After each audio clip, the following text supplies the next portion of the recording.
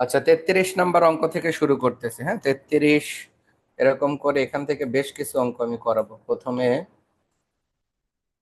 আচ্ছা, প্রথমে আমরা অঙ্ক নম্বর 33 থেকেই শুরু করি।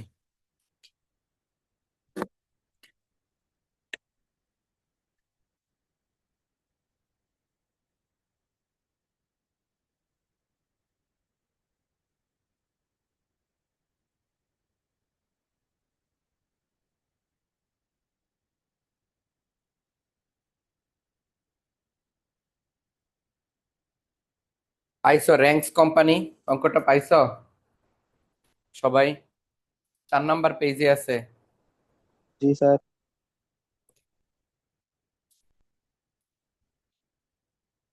শুরু করি তাহলে। দেখো, এই চ্যাপ্টারের কিছু রুলস আছে, রুলস গুলো আমি অঙ্ক করার সময় সাথে সাথে দিয়ে দিব। আর এছাড়া রুলস এর একটা ক্লাস আছে, ওই ক্লাসটা আমি তোমাদের আলাদা করে দিয়ে দিব, তাহলে আর লাগবে না ওখানে লেখা, ডিরেক্টলি অঙ্ক থেকে করব। আচ্ছা, আমরা এই চ্যাপ্টারে কি শিখবো? স্বল্প মেয়াদী অর্থায়ন মানে হলো 1 বছর বা তার কম সময়ের জন্য যদি কোনো আমাদের অর্থের প্রয়োজন হয়, সেটার যদি আমরা কোনো ব্যবস্থা করি। হ্যাঁ, ওইটা ব্যবস্থা করার জন্য যে সোর্স গুলো আছে, ওই সোর্স গুলো আলোচনা করবো এই চ্যাপ্টারে।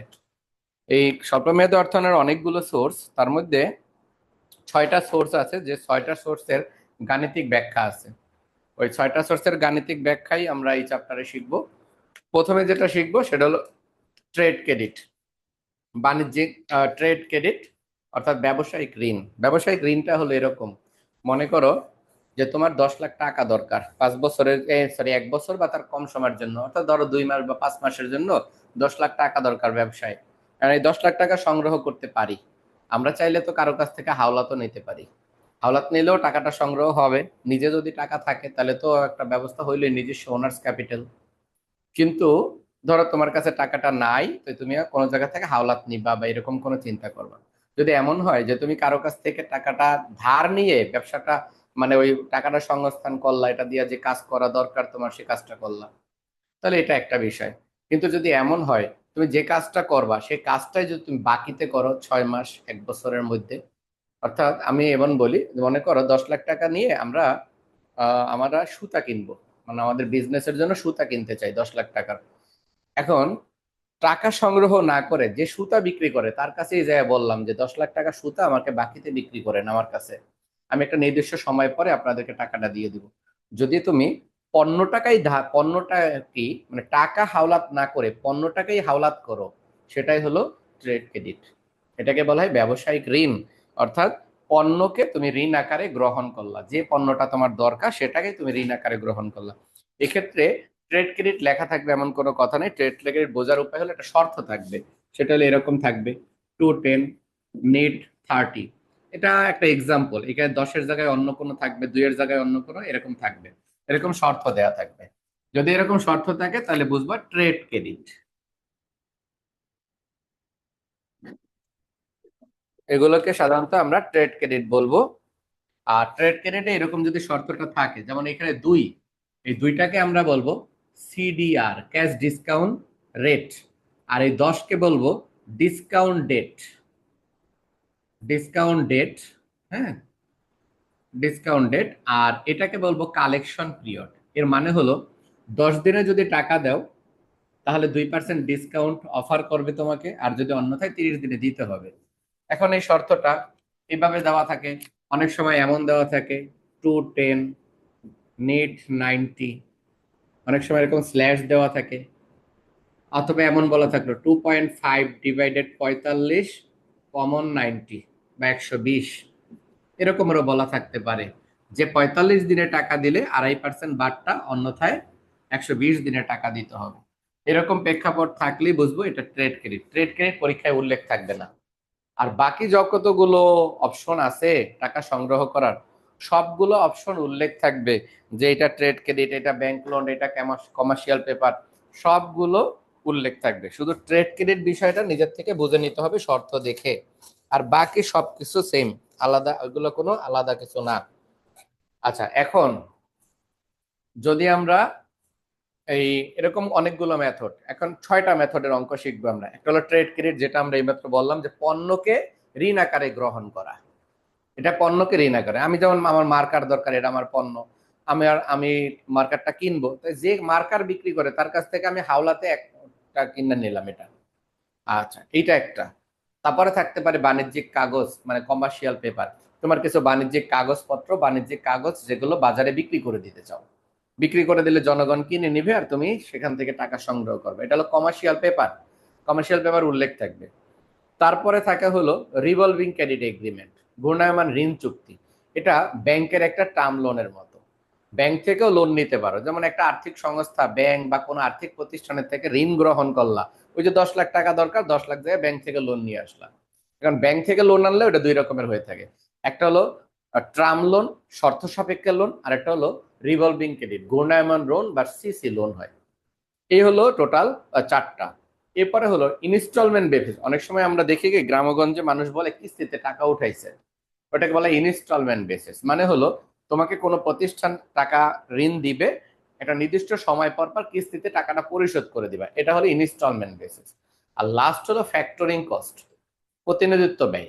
এই টোটাল 6টা টার্মস থাকে, 6টা টার্মস থেকে অঙ্ক করতে হয়। এখন এই 6টা টার্মসের অঙ্কের কি কি করতে হয়, এই চ্যাপ্টারে দুইটা জিনিস বের করা যায়, মনে রাখবা। টোটাল সোর্স হলো 6টা, 6টার মধ্যে দুইটা জিনিস বের করতে হয় প্রত্যেকটা সোর্স থেকে। একটা হলো এপিআর, আর 2 নম্বর হলো ইএআর। একটা হলো অ্যানুয়াল পার্সেন্টেজ রেট, আর একটা হলো ইফেক্টিভ ইন্টার অ্যানুয়াল রেট। এই ইএআর এর আরেকটা নাম হলো ইআইআর, ইফেক্টিভ ইন্টারেস্ট রেট। এখন আমরা জানবো এপিআর কখন করব, ইএআর কখন করব। এই দুইটা জিনিস আমাদেরকে ভালো জানতে হবে। এপিআরটা কি? এপিআরটা হলো সরল সুদ, আর এটা হলো কার্যকরী সুদ বা চক্রবৃদ্ধি সুদ। দুইটাই আমাদের অঙ্কে লাগবে। এখন কখন কোনটা করব, প্রথম কথা হলো যদি অঙ্কে মন্তব্য চাই তাহলে শুধু এইটা দিয়ে মন্তব্য দিলেই হয়ে যায়, এপিআর না করলেও চলে, এপিআর না করলেও চলে। এখন অঙ্ক দেখে দেখে বুঝবো ইনশাল্লাহ। 5-6টা অঙ্ক করো, দেখবা ইনশাল্লাহ পারবা এই চ্যাপ্টারে। চলো শুরু করি তাহলে। আমরা প্রথম যে অঙ্কটা করতেছি সেটা হলো 33 নাম্বার অঙ্ক। হ্যাঁ, 33 দিয়েই শুরু করলাম। আমাদেরকে কি কি দেওয়া আছে দেখো 33 নাম্বার অঙ্কে। র্যাঙ্কস কোম্পানি, 33 নাম্বার অঙ্কে যে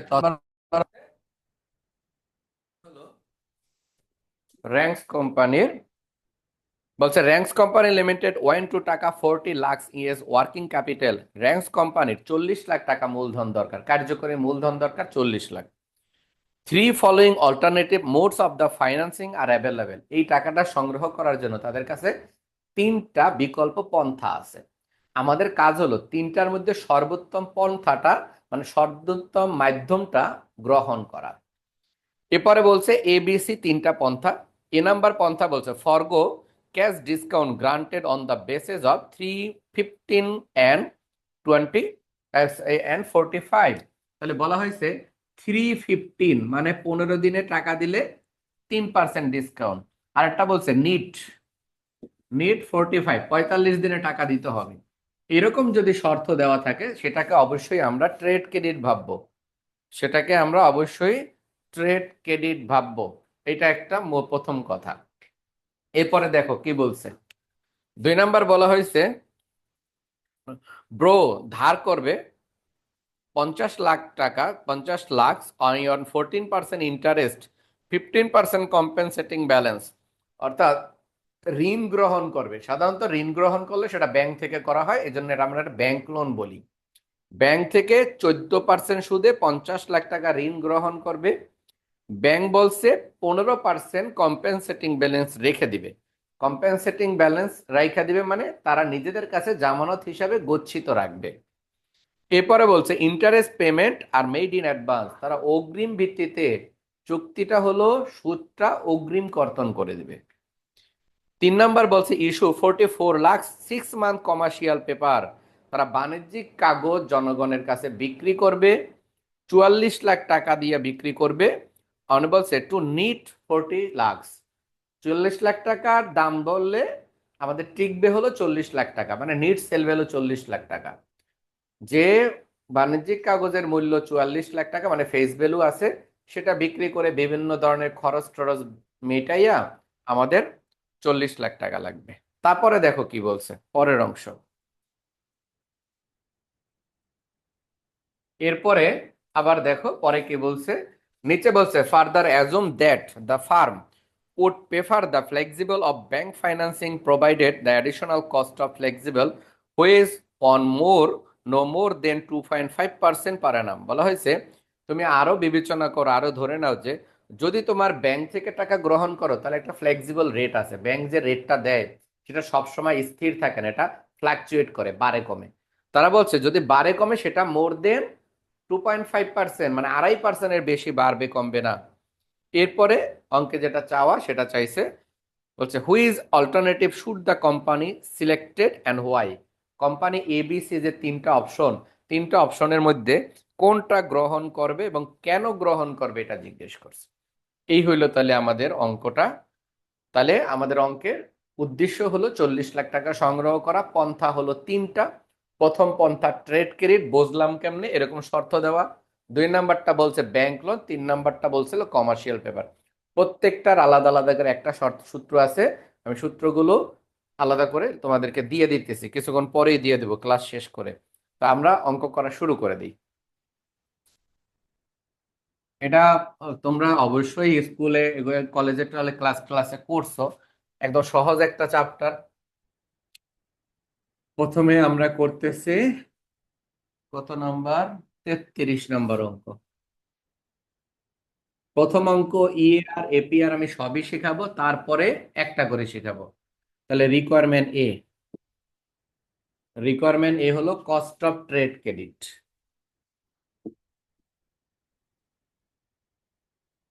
trade credit, cost of trade credit, প্রথমটা হলো ওইনো এপিআর, অ্যানুয়াল পার্সেন্টেজ রেট বা অ্যানুয়াল পিরিয়ডিক রেট। এই যে সূত্রটা লিখতেছি না, এই সূত্রটা কনস্ট্যান্ট, মানে পরিবর্তন না। এই জন্য আমি শুরুতে সূত্র আর দিলাম না। যে সূত্র যখন লিখবো ওই সূত্র পরিবর্তন হবে না। উপরে হলো 360 দিনে বছর, মনে রাখবা।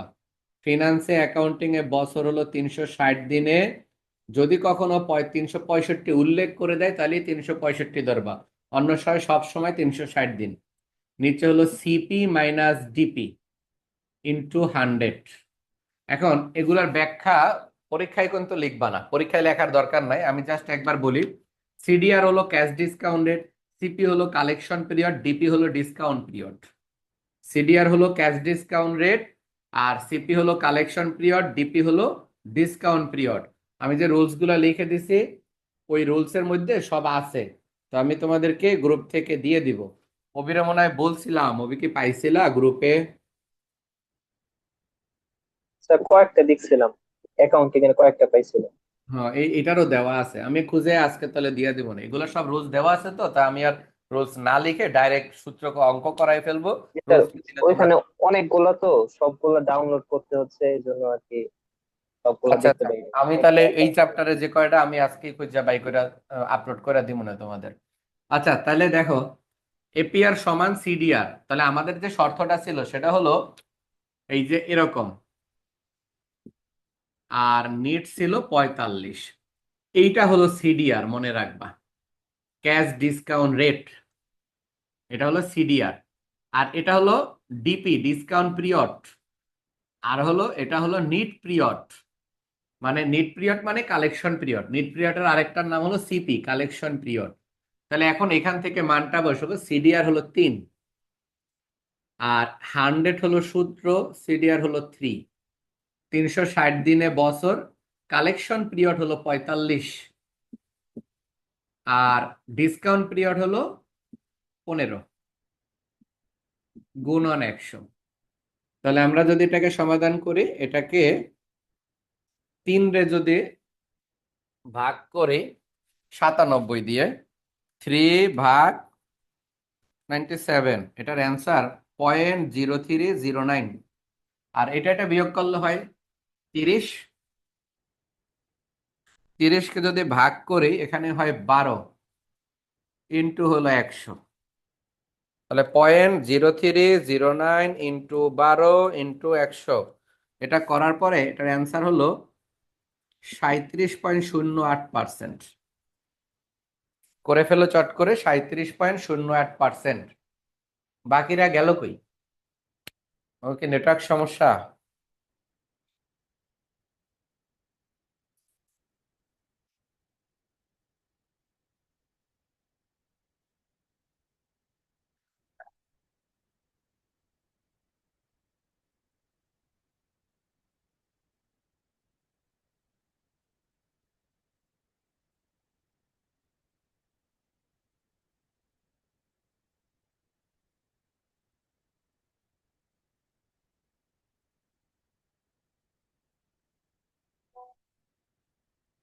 আচ্ছা, চলো সামনের দিকে আগাই।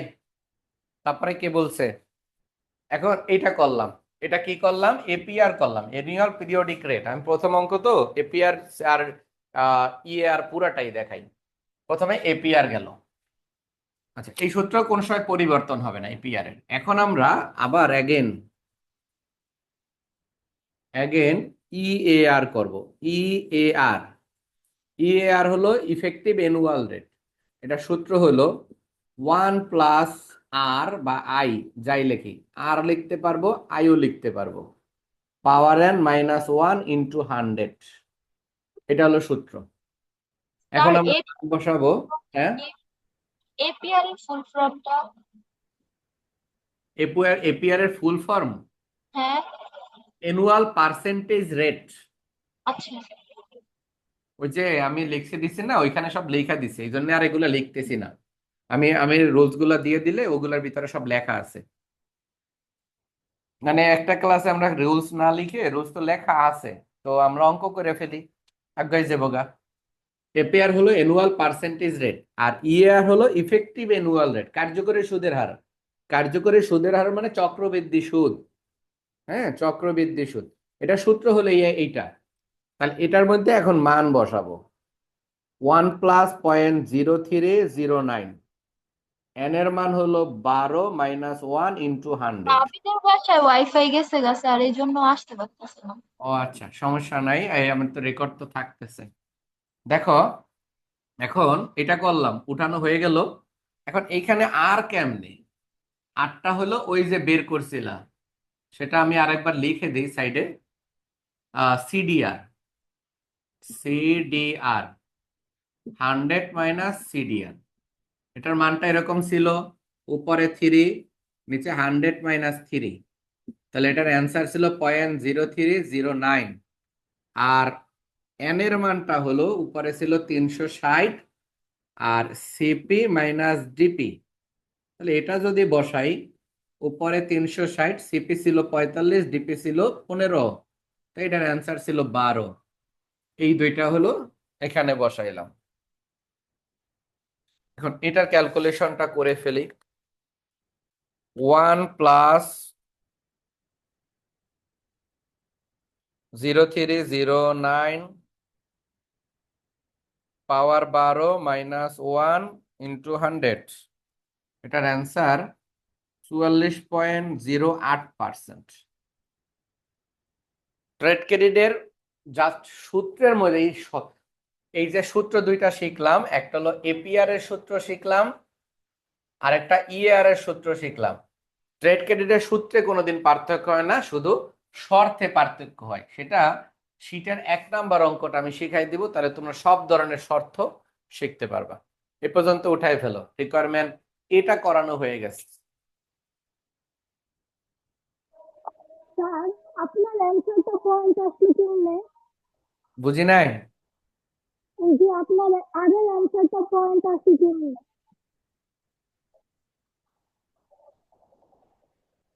আর এর অ্যান্সার, আর এর পয়েন্ট অ্যান্সার, আসছে এই আর এর অ্যান্সার হলো এইটা, এটা এই যে আর বের করছি। কিভাবে বের করলেন? পয়েন্ট আসে না তো আমার। মারে আমি বুঝতাছি না কি কইতাছ। ওই মিথিলা, কও তো ও কি কইতাছে, আমি বুঝি নাই। আপনার তুই মেসেজে কো, আমি কইতাছি স্যার বুঝি না তোর কথা।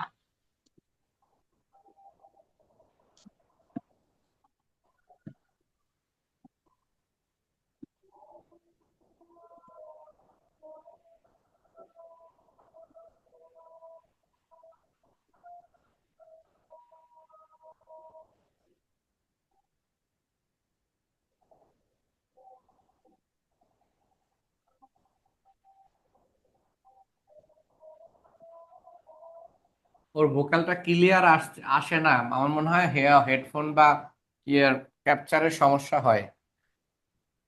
কি লাগছে? বলছি যে এর মেন পয়েন্ট আসলো কিভাবে, আমার পয়েন্টে আসছে। মানে তার কি? মান পয়েন্টে আসছে কিভাবে, ওরটা আসতেছে না, আপনি যে আর এর ও মান আচ্ছা বের আচ্ছা, আর এর মান রাইট, বুঝতে পারছি।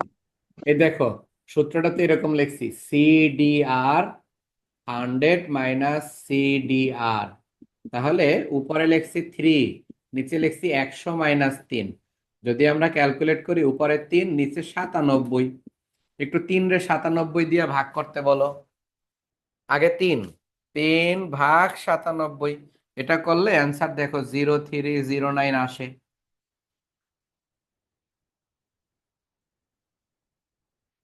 তাহলে জি চলে আসে। আসছে।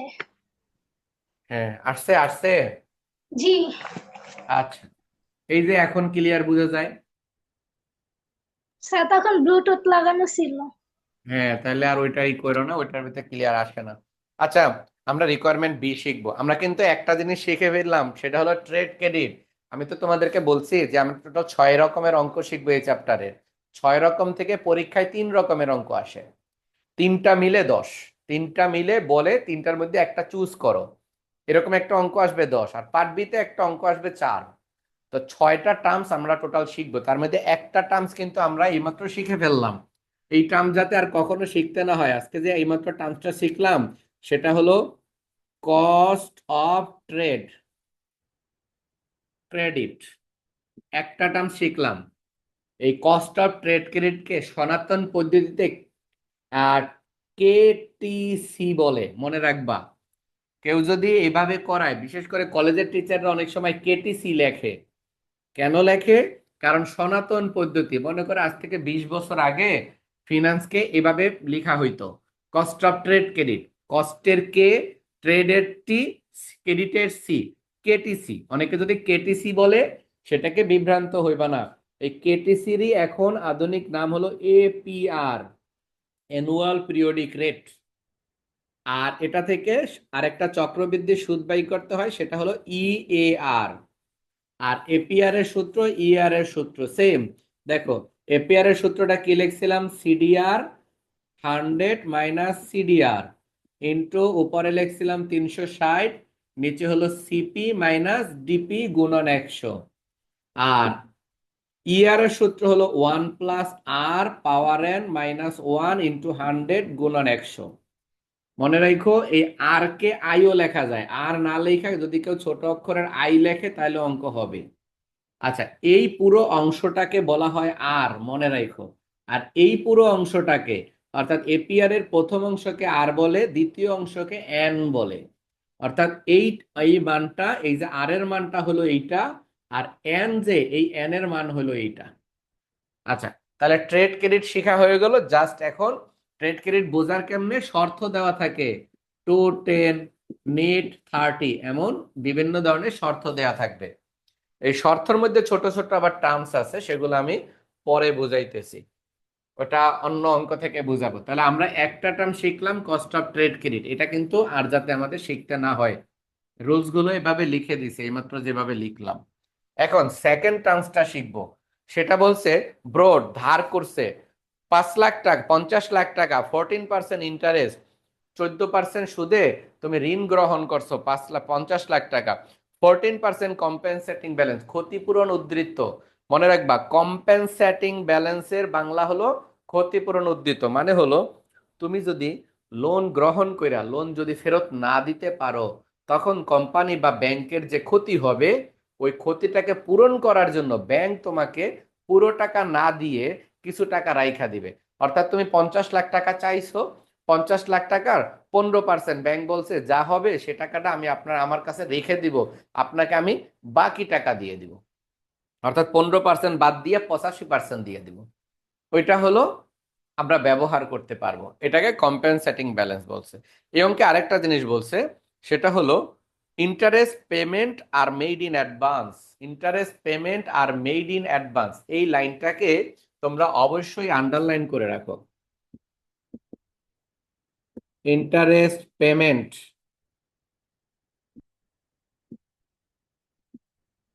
Are made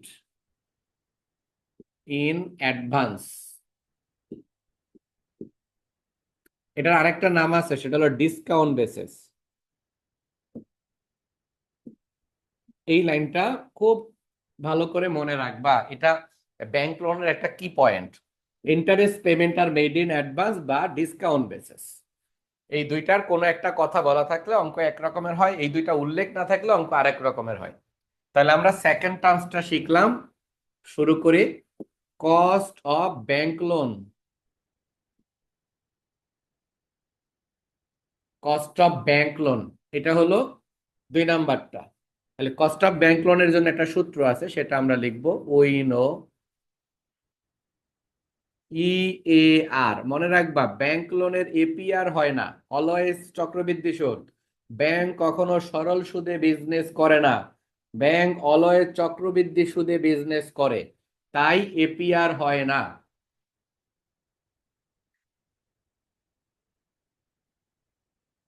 I A - C - I গুণন 100, A - C - I গুণন 100, এটা হলো সূত্র। এখন আমরা মানগুলো বসাবো, বসে অ্যান্সার করব। এই ইন্টারেস্ট পেমেন্ট ইন অ্যাডভান্স বা ডিসকাউন্ট বেসিস, এখানে আমি একটু বলে দিই, যদি এই দুইটা লাইনের কোনো একটা অঙ্কে লেখা থাকে তখন সূত্রে নিচে আই মাইনাস হইছে, এই যে আই। যদি ইন্টারেস্ট পেমেন্ট ইন অ্যাডভান্স বা ডিসকাউন্ট বেসিস এই দুইটার কথার কোনো একটা উল্লেখ না থাকে, তাহলে সূত্রটা এতটুকু হবে। আমরা কি বুঝাইতে পারছি বিষয়টাকে? তোমরা বুঝছো যে interest G sir. Payment in advance অথবা ডিসকাউন্ট বেসিস এই দুইটা কথার কোনো একটা কথা যদি ব্যাংক লোনের সাথে লেখা থাকে, তাহলে সূত্রটা হবে I - A - C - I। I হলো ইন্টারেস্ট, এ হলো অ্যামাউন্ট অফ প্রিন্সিপাল, সি হলো কম্পেনসেটিং ব্যালেন্স, আই হলো ইন্টারেস্ট। আর এই দুইটা কথার কোনো একটা কথা যদি অঙ্কে উল্লেখ না থাকে, তাহলে এখানে আইটা বাদ হবে না। আর বিষয়টা হলো এরকম, ব্যাংক তোমার কাছ থেকে এই শর্ত মোতাবেক সুদ অগ্রিম কর্তন করে নিয়ে যাবে, ব্যাংক তোমার কাছ থেকে সুদ অগ্রিম কাইটা নিয়ে যাবে। এই জন্য এটাকে আমরা এই সূত্র বলি। তাহলে এই অংশটা মুছলাম। এখন সাইডে আমরা লিখি হেয়ার এ সমান অ্যামাউন্ট অফ লোন।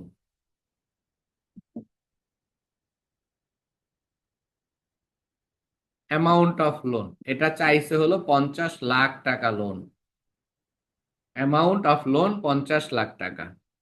আই সমান ইন্টারেস্ট,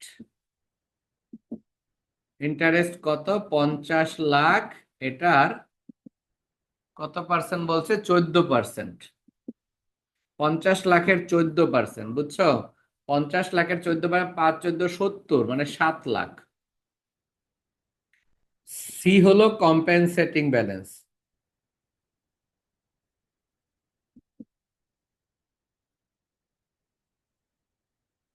কম্পেনসেটিং ব্যালেন্স বলছে 15%। তাহলে 50 লাখ ইন্টু 15, 5 × 15 = 75, তার মানে এটার টাকা হলো 7,50,000। আচ্ছা, তাহলে এখন এখান থেকে মানগুলো নিয়ে এখানে বসায় দিই। আই এর মান হলো 7 লাখ, এর মান অ্যামাউন্ট অফ লোন আর অ্যামাউন্ট অফ প্রিন্সিপাল, এক কথা আসল টাকা মানে ঋণের পরিমাণ, এটা হলো 5 লাখ। সি এর মান হলো 7,50,000, আই এর মান হইল 7 লাখ, সামনে গুণ 100, উপরে হলো 7 লাখ, নিচে এটা 7 আর 7 14.5 লাখ, 14.5 লাখ গেলে থাকে হলো 35.5 লাখ গুণ 100। এখন এটার ক্যালকুলেশন করি। 7 লাখ ভাগ 35,50,000 গুণ 100, এটার অ্যান্সার 19 পয়েন্ট। এটার অ্যান্সার হলো 19.72%। 19.72%। এরপরে বাকি উপরে লিখি। সুতরাং total cost of bank loan.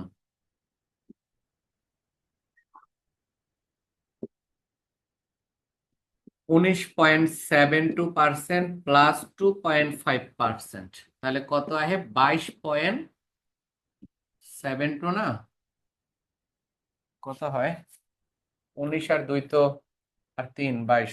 19.72 plus 2.5, 22.22%। 22.22%। এই হলো ব্যাংক লোনের হিসাব। তো আমি একটু বলি স্যার ব্যাংক 2.5 কিসের? আচ্ছা, প্রশ্নে এটা বলে দিছে। আমি বলি, ব্যাংক থেকে যখন কোনো লোন নেও, ব্যাংকের লোন কখনো ফ্লেক্সিবল থাকে না, মানে স্থির থাকে না, মানে কনস্ট্যান্ট থাকে না, স্থির। ব্যাংক লোন 3 মাস পর পর সুদের হার বাড়ে কমে।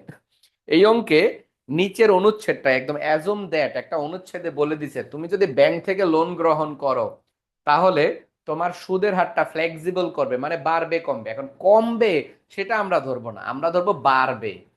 সুদের হার বাড়তে পারে, এটা বলছে নো মোর দেন 2.5%, মানে কখনোই 2.5%-এর বেশি না। তার মানে আমরা যখন ব্যাংক থেকে লোন আনতে গেলাম, ব্যাংক বলছে কি জানো, 14% সুদ দিতে। এই কথা শুনে আমরা ব্যাংক লোন নিছি। এরপরে ইয়ার লিখলাম, সূত্র লিখলাম, মান বসাবো। এ হলো অ্যানুয়াল অ্যামাউন্ট অফ লোন, আমরা লোন চাইছি 50 লাখ, ব্যাংক কইছে সুদ দিবেন 14%, আমরা মাইনা নিছি 14% সুদে 7 লাখ টাকা সুদ দিব। কম্পেনসেটিং ব্যাংক বলছে যে আমি কিন্তু 50 লাখ আপনারে পুরা দিব না, কিছু অংশ দিব, কিছু নিজে রাইখা দিব। সেটা বলছে হলো 15%। তাই এটার 15% ধরার পরে 7,50,000 এটাও ধরলাম।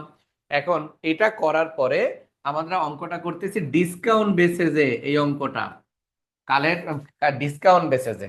তো ডিসকাউন্ট বেসিসের সূত্র অ্যাপ্লাই করে সেটার অ্যান্সার বাই করলাম 19.72% আমরা সুদ, কার্যকরী সুদের হার। কিন্তু ব্যাংক তো বলছে যে আমাদের সুদের হারটা ফ্লেক্সিবল হয়, বাড়ে কমে, কখনো কখনো বাড়ে। যেহেতু আমি লোন গ্রহীতা, আমি ভাববো লোন বাড়তে পারে সুদের হার। আর প্রশ্নে বলে দিছে যে নিচের অংশে further assume that firm had would prefer the flexible of bank financing. Firm যদি ব্যাংক থেকে টাকা গ্রহণ করে, মানে ধার নেয়, আমরা ব্যাংক লোনই করতেছি, কস্ট অফ ব্যাংক লোন। বলছে ফার্ম যদি ব্যাংক থেকে ঋণ গ্রহণ করে তাহলে ফ্লেক্সিবল একটা রেট হয়। এই financing provided the additional cost, তাদেরকে আরো অতিরিক্ত আরো ব্যয় করতে হবে। ফ্লেক্সিবল ওয়াজ নো মোর 2.5% পারে না, বাৎসরিক তাকে আরো 2.5% সুদ বেশি দিতে হতে পারে। তার মানে অতিরিক্ত খরচ বাড়বে। তাহলে ব্যাংক থেকে লোন নিয়ে দেখলাম খরচ হলো 19%, আর অতিরিক্ত কত? 2.5%। তাহলে মোট ব্যাংকের সুদের হার কয় পার্সেন্ট? 1 বছরে ব্যাংকের সুদের হলো 22.22%। তাই এটা ব্যাংকের সাথে যুক্ত হয়েছে। অঙ্কে বলে দিছে ব্যাংক থেকে লোন নিলেই এই খরচটা বাড়বে। এবার কি বুঝছো বিষয়টা? জি স্যার। আচ্ছা, এই অঙ্কের দুইটা পদ্ধতি মনে রাখবা। ব্যাংক লোনের দুইটা পদ্ধতি। ব্যাংক লোনের দুইটা পদ্ধতি, একটা হলো কালেক্ট বেসিস, আরেকটা হলো ডিসকাউন্ট বেসিস। একটা হলো কালেক্ট বেসিস, একটা ডিসকাউন্ট বেসিস। কালেক্ট বেসিসের বিকল্প কোনো নাম নাই, ডিসকাউন্ট বেসিসের বিকল্প একটা নাম আছে, interest payment in advance. Payment in advance, এটা ইন্টারেস্ট পেমেন্ট ইন অ্যাডভান্স। এইমাত্র যে অঙ্কটা করলাম সেই অঙ্কটাই 2 নাম্বারটাই করছি ডিসকাউন্ট বেসিসে। দেখো, EAR I A minus C minus I into 100, এই সূত্রটা হলো ডিসকাউন্ট বেসিসের সূত্র।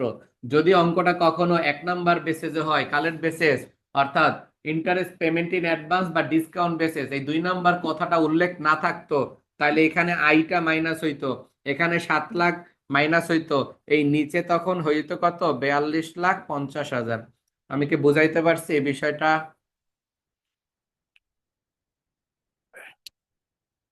জি স্যার।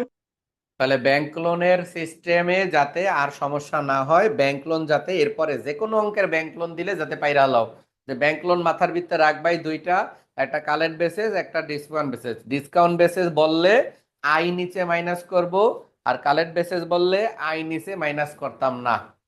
এই হলো ব্যাংক লোনের সিস্টেম। ব্যাংক লোন দুইটা টার্ম শেখা শেষ আমাদের। চলো পরের টার্ম শিখবো, কমার্শিয়াল পেপার।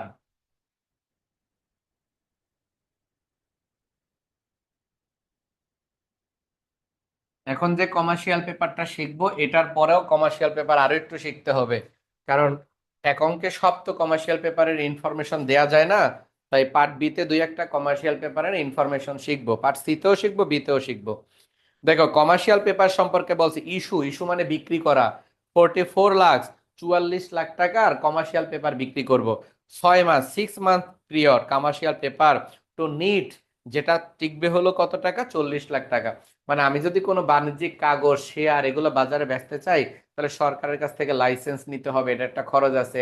ব্রোকারেজ ফি দিতে হবে, দালালের কমিশন, এবারে স্ট্যাম্প বানাইতে হবে, স্ট্যাম্প ডিউটি করতে বানাইতে হবে, অন্যান্য আরো আনুষঙ্গিক অনেক খরচ হবে।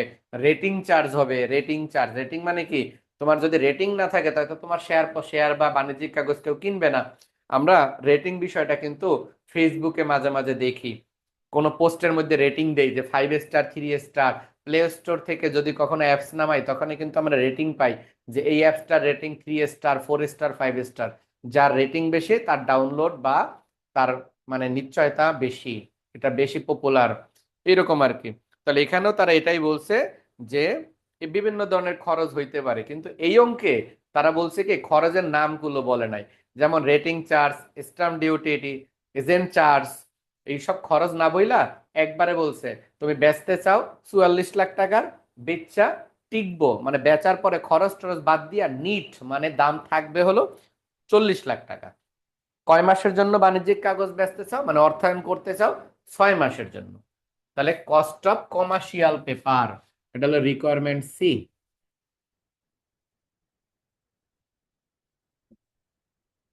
Requirement C, cost of commercial paper.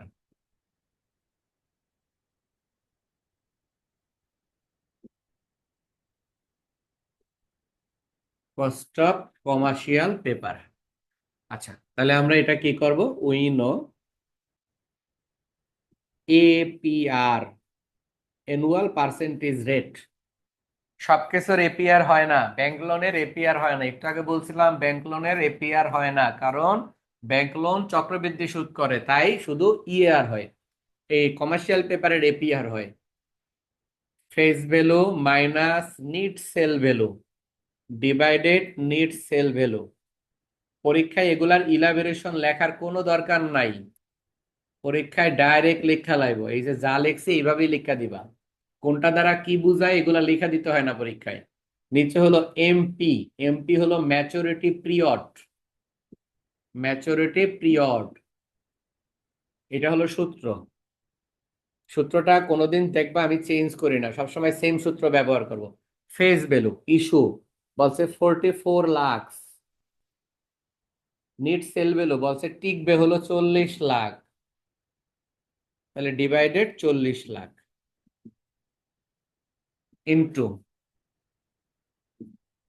এক বছরে 360 ডেজ, এখানে বলছে 6 মাস, 6 মাস মানে 180 দিন, 6 মাস হলো 180 দিন। এটা না লিখলাম, ডাইরেক্ট মান বসাই দিই। তাহলে এই লাইনটা আবার করি, এটা এটা বিয়োগ করলে হয় 4 লাখ, নিচে তো 40 লাখ, ইন্টু এটা এটা কাটলে হয় 2 ইন্টু 100। 4 লাখ রে 40 লাখ দিয়ে ভাগ করব, 4 লাখ রে 40 লাখ দিয়ে যদি ভাগ করি 0.1 হয়, গুণন 2 গুণন 100, তাহলে 0.1 গুণন 2 গুণন 100, এটার অ্যান্সার 20%।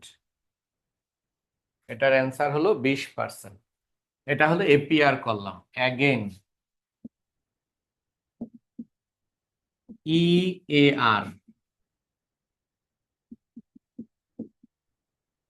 এটার সূত্র হলো 1+r⁻n−1 গুণন 100।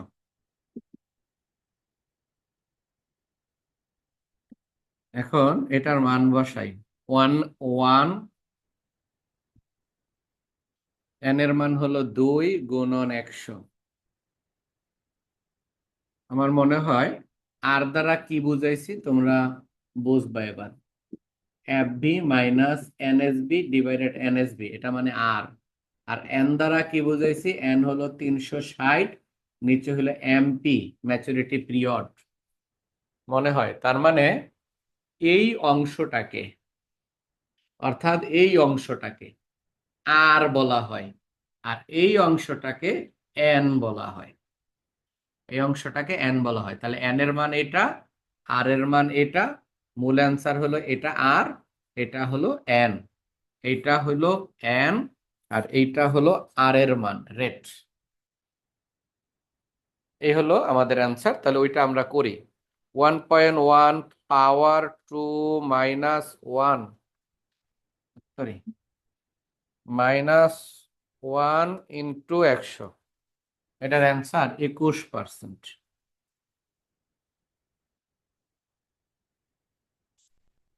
এটার অ্যান্সার হলো 21%।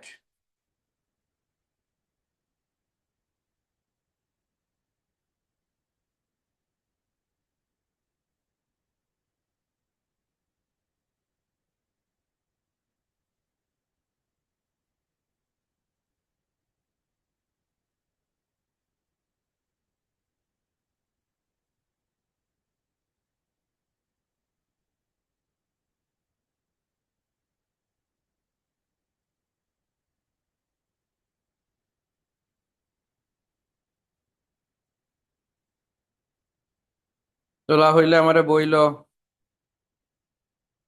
হয়েছে স্যার।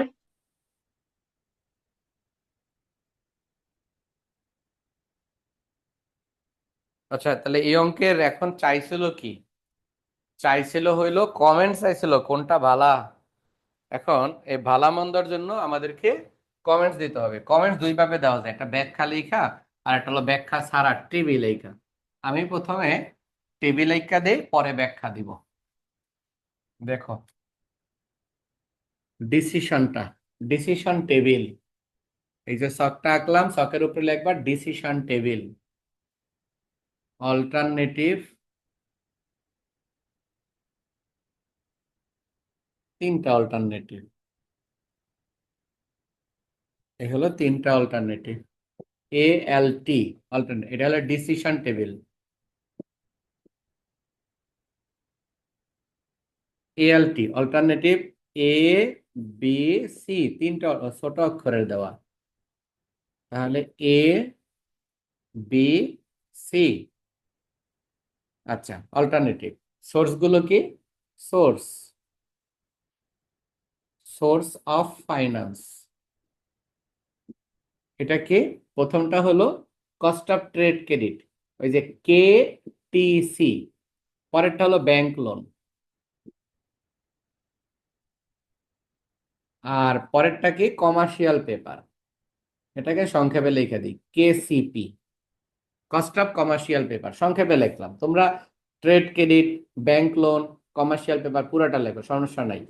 এখানে হলো ইএআর, আর এখানে হলো ডিসিশন বা বেস্ট অল্টারনেটিভ। Best alternative. আচ্ছা, প্রথমটার ইয়ার কত আইছিল? আমি তো ভুইলা গেছি। এক নাম্বারটার ইয়ার 44 পয়েন্ট, 44 পয়েন্ট 08। 08%। আচ্ছা, দ্বিতীয়টার অ্যান্সার ছিল 22.22%, আর তৃতীয়টার অ্যান্সার হয়েছে 21%। এটার অ্যান্সার হয়েছে 21। প্রথমটা 44, পরেরটা 22.22, আর শেষেরটা হয়েছে 21। তাহলে আমরা ঋণ গ্রহণ করব, তাহলে এই অর্থায়ন করব কোনটা? সবচেয়ে ভালো হলো এই 3 নাম্বারটা, এটাই হলো বেস্ট অল্টারনেটিভ, এটাকে অ্যাকসেপ্টেড। আর এগুলো হলো রিজেক্টেড, এগুলো আর কিছু লিখবো না। অথবা এখানে লিখতে পারি বেস্ট অল্টারনেটিভ। এখন এভাবেও লেখা যাইব, আবার এটা ছাড়া, এই টেবিল ছাড়া এমনি ব্যাখ্যা আকারে লেখাবো। ওইটা আমি আরেক অঙ্কে করাই দিচ্ছি।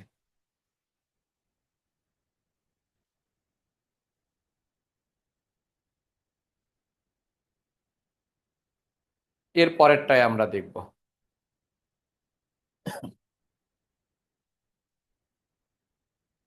এরপরে অঙ্ক নাম্বার, এটা করলাম হইলো 33 করলাম। চলো আমরা 34 নম্বর অঙ্কে যাব। 34, যতটুকু পারবা ততটুকু আর আমি করাবো না, আর বাকিটুকু তোমরা করবা।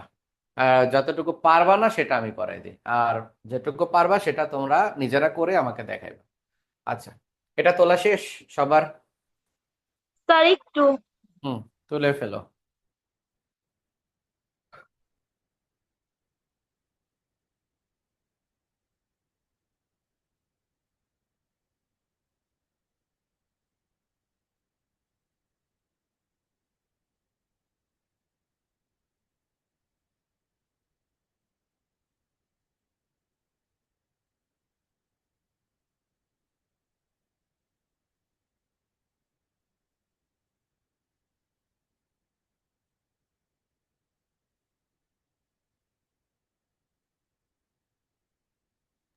স্যার হয়েছে।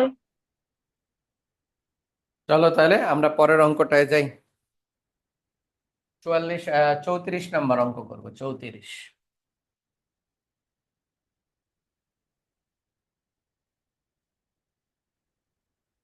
34-এ বলা হয়েছে এই কোম্পানি নিট টাকা 80 লাখ, 80,000।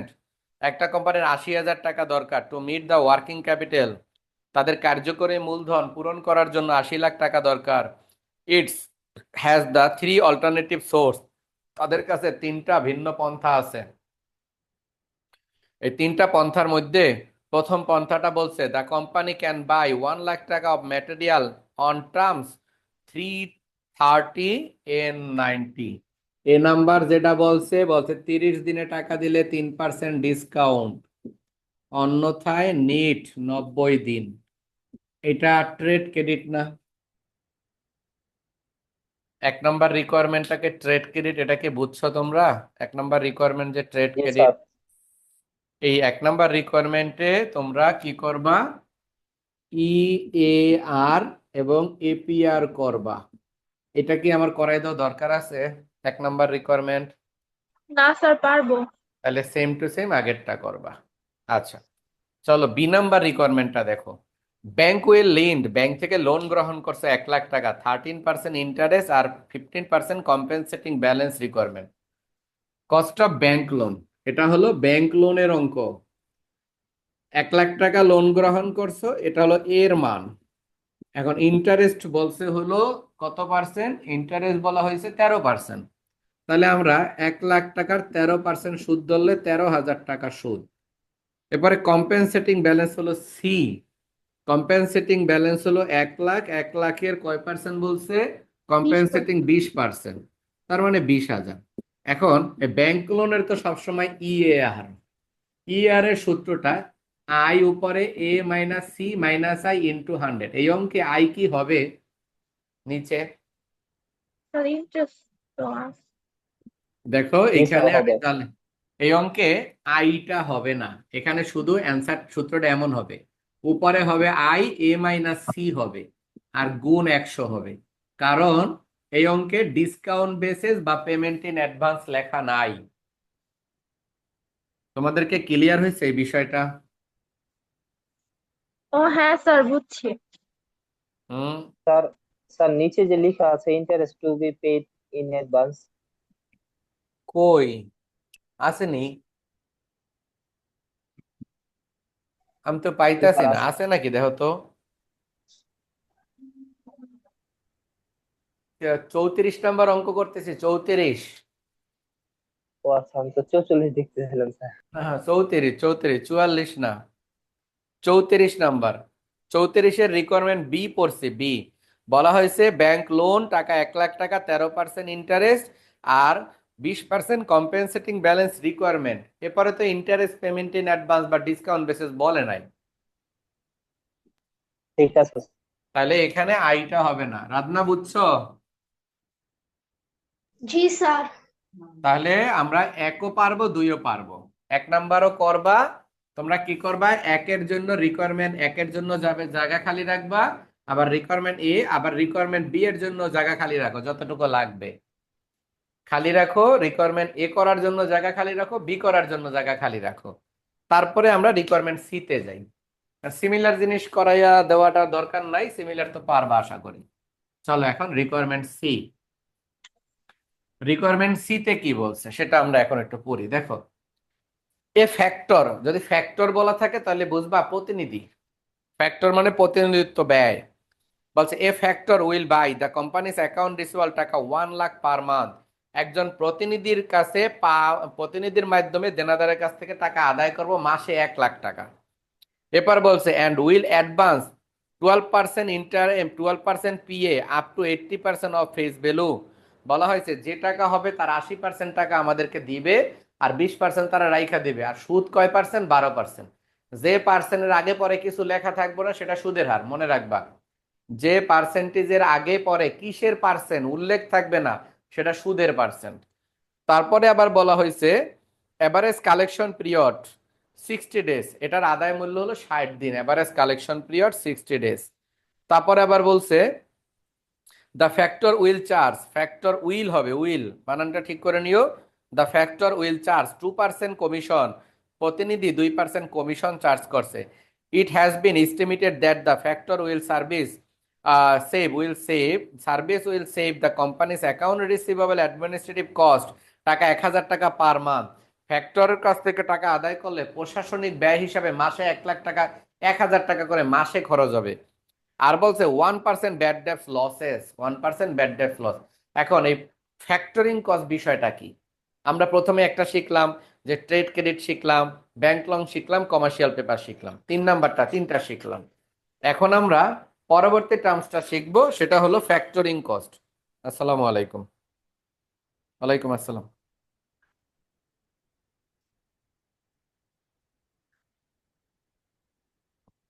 কিসে পড়েন জানি বলেন তো? ও আচ্ছা আচ্ছা, সকালে ক্লাস দিব এটা বলছিলাম। 1 তারিখ থেকে ইনশাল্লাহ দেই, 1 তারিখ থেকে। হুম হুম।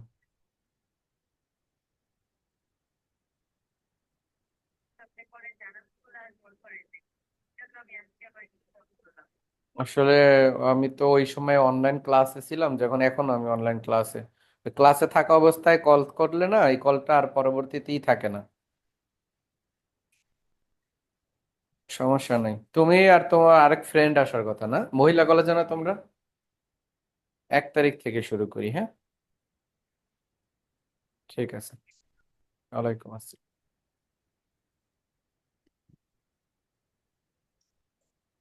এখন দেখো ফ্যাক্টরিং কস্টটা কি। ফ্যাক্টরিং কস্টের বিষয়টা হলো এরকম, মনে করো তোমরা আমার কাছ থেকে ধরো আমি তোমাদের কাছ থেকে মনে করো বাকিতে পণ্য কিনছি, মনে করো মাসে 1 লাখ টাকার পণ্য কিনি তোমাদের কাছ থেকে। এখানে যদি 1 লাখ 1 লাখ দিয়ে বুঝাই, আচ্ছা মাসে 1 লাখ হইলে জানো তো 12 মাসে 12 লাখ টাকা।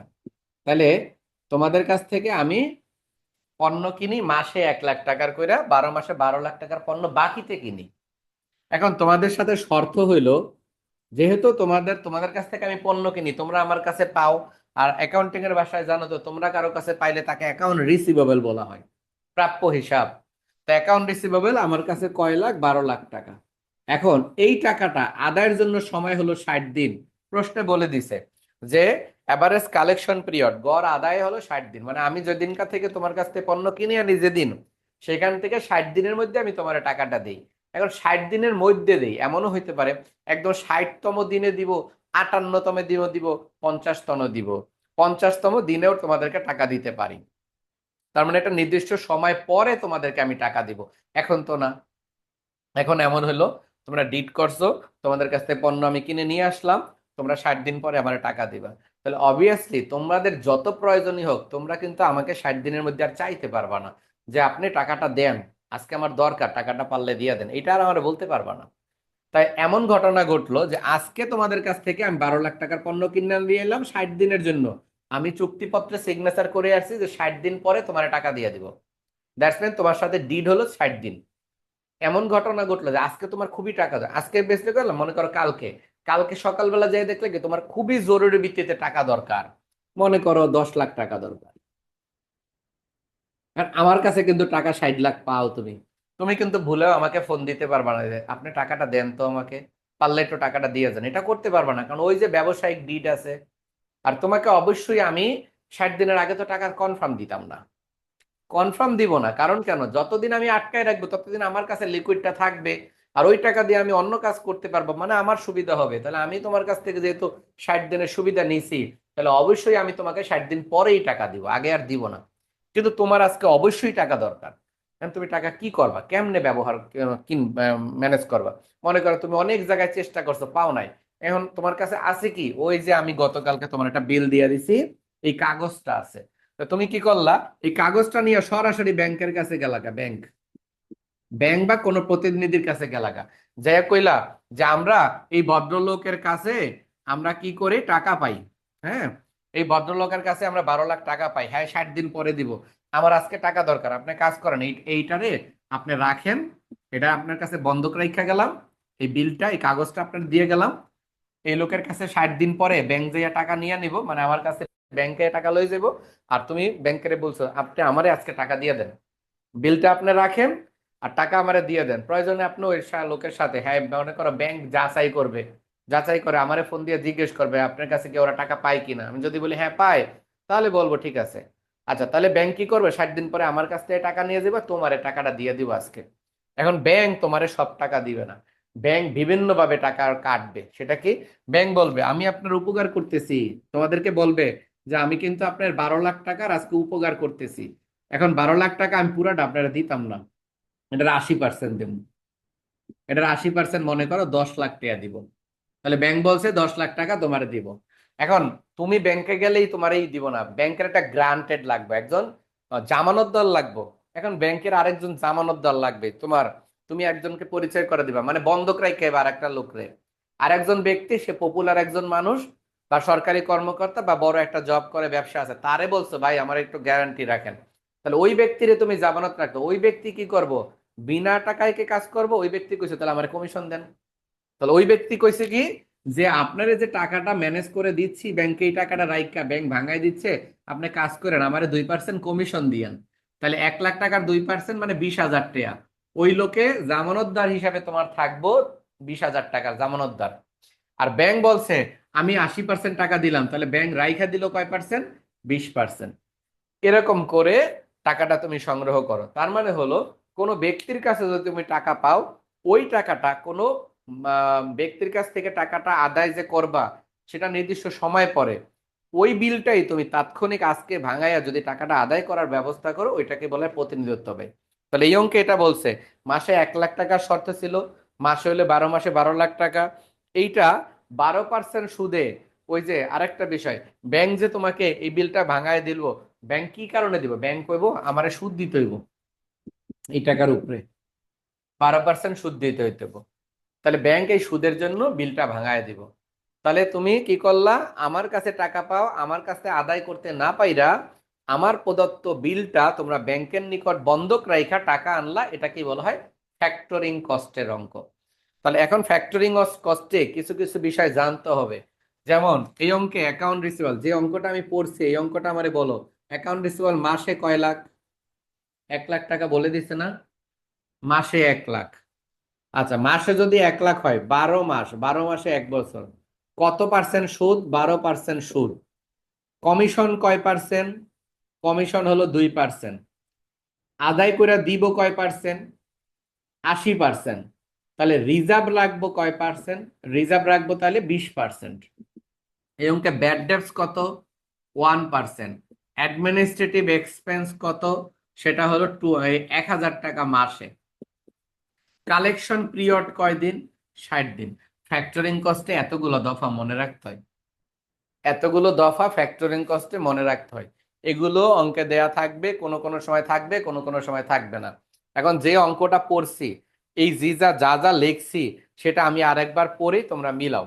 দেখো, a factor will buy the company's account receivable taka 1 lakh টাকা পার মান্থ, মাসে 1 লাখ, এই জন্য অ্যাকাউন্ট রিসিভাল 1 লাখ, মাসে 1 লাখ দেখা 12 মাস, এই জন্য লিখছি টাইমস হলো 12। এরপরে আবার বলা হয়েছে আপ টু 12% ইন্টারেস্ট, সুদের হার হলো 12%, সুদের হার 12%। আবার বলছে up to 80% of face value, face value যা দাম আছে তার 80% গ্রহণ দিবে তোমাদেরকে, তাহলে রেখে দিবে কয় পার্সেন্ট, ফেস ভ্যালু, এই ফেস ভ্যালু 80%, আর রাইখা দিব রিজার্ভ, রাইখা দিব হলো 20%। আবার বলছে এভারেজ কালেকশন পিরিয়ড 60 দিন, এই যে কালেকশন পিরিয়ড হলো 60 দিন। তারপরে বলা হয়েছে যে এদেরকে 2% কমিশনের ব্যবস্থা বলছে, তাহলে কমিশন হলো 2%, হ্যাঁ কমিশন 2%। অ্যাডমিনিস্ট্রেটিভ কস্ট বলছে মাসে 1,000 টাকা, আর ব্যাড ডেটস বলছে 1% লস। তাহলে কতগুলো টার্মস মনে রাখতে হয় এটা অবশ্যই তোমাদের পইরা অঙ্কে যা দেওয়া আছে সেটা ভালো করে খেয়াল করতে হবে। আর ফ্যাক্টরিং কস্টের অঙ্কটা একটু বড় হয়, একটু মনোযোগ দিয়ে কইরো, ইনশাল্লাহ পাইরালাম। একটা অঙ্ক, এই যে অঙ্কটা করাইতেছি এটা 3-4 বার করবা। ফ্যাক্টরিং কস্ট আসবোই পরীক্ষায়, বুঝছো? 3-4 বার করে লাইবা ফ্যাক্টরিং কস্ট। চলো তাহলে আমরা রিকোয়ারমেন্ট সি করি। রিকোয়ারমেন্ট সি, অঙ্ক নাম্বার 34। 34-এর রিকোয়ারমেন্ট সি করতেছি। এ আর বি বাসার কাজ, SW হলো এ আর বি, এই দুইটা বাসার কাজ requirement. Cost of factoring,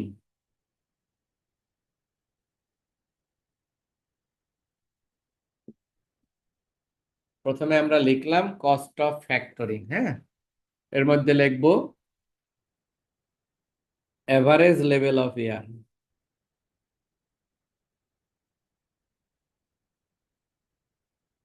average level of air মানে অ্যাকাউন্ট রিসিভেবল 1 লাখ টাকা, 12 মাস, মাসে 1 লাখ দেখে 12 দ্বারা গুণ, আর এটা হলো 60 দিন, 360 দিনে বছর, এই হলো 2 লাখ টাকা। ক্যালকুলেশন করলে বুঝলাম কেমনে। 1 লাখে 12 দিয়ে গুণ করলে 12 লাখ, 360 দিয়ে ভাগ 60 দিয়ে গুণ করলে 2 লাখ। এরপরে মাইনাস রিজার্ভ। রিজার্ভ অঙ্কে বলছে 80% টাকা দিয়ে দিবে, 80% দিলে রাইখা দিব 20%। 2 লাখের 20%, 2 × 2 = 4, 40,000। বিয়োগ করলে টাকা থাকে 1,60,000। এইটা থেকে আবার আমরা ফ্যাক্টরিং কমিশন বাদ দিয়ে দিব।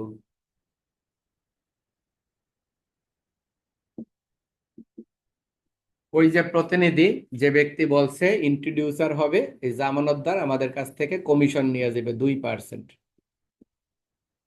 তাহলে 2 লাখ টাকার 2% কমিশন চাইছে 4,000 টাকা। বিয়োগ করলে থাকে 1,56,000 টাকা। তাহলে আমরা 2 লাখ টাকা ভাঙাইতে যাইয়া 1,56,000 টাকা পাইছি। Minus interest. ইন্টারেস্ট ক্যালকুলেশনের সময় খেয়াল করবা, কমিশন বাদ দেওয়ার পরে যে টাকা, তার টাকার উপরে সুদ হয়। দেখো, প্রথমে অ্যাভারেজ লেভেল অফ এয়ার করছি, এটার উপরেই আমরা রিজার্ভ ধরছি, এটার উপরেই আমরা কমিশন ধরছি। কমিশন বিয়োগ করার পরে যে অ্যান্সার 1,56,000, এই ব্যবহারকৃত টাকার উপরে সুদ দিব 1,56,000। এই অঙ্কের সুদ বলছে 12%। যেহেতু আমি 60 দিনের জন্য ভাঙাবো, তাহলে 60 দিনের সুদের ব্যবস্থা করব 360।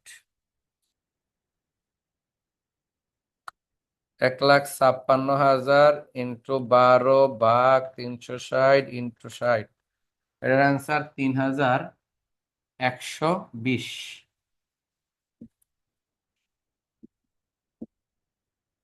1,52,880। এটার নাম হলো টু গেট ইন অ্যাডভান্স, অর্থাৎ অগ্রিমে এত টাকা পাইলাম, বিল ভাঙাইছি 2 লাখ টাকা, কিন্তু হাতে ইয়া পৌঁছাইছে হইলো 1,52,850 টাকা। 1,52,880 টাকা। 2 লাখ টাকার বিল ভাঙাইয়া ব্যাংক রাইখা দিছে, যার কাছে নিয়ে ভাঙাইছি হ্যাঁ রাইখা দিছে 40,000, দিস হইলো 60,000। এরপরে এই টাকা লইয়া আইতে লইছি যে লোকটা ওই আমাকে ইন্ট্রোডিউস করে দিছে, এই দালালে কমিশন নিছে 4,000 টাকা, তারে দিলাম, হইলো 1,56,000। এরপরে আবার কমিশনের পরে ইন্টারেস্ট, অর্থাৎ যে সংস্থা থেকে লোন নিছি সে ব্যাংক আমার কাছে সুদ নিছে হইলো 3,120 টাকা, আমার হাতে পৌঁছাইলো হইলো 1,52,880 টাকা। এটা হলো আমার হাতে পৌঁছাইলো 1,52,880 টাকা। এই পর্যন্ত তোলা হইলে আমাকে বইলো, তারপরে এইটুকু মুচ্ছা সামনের দিকে আগাবো।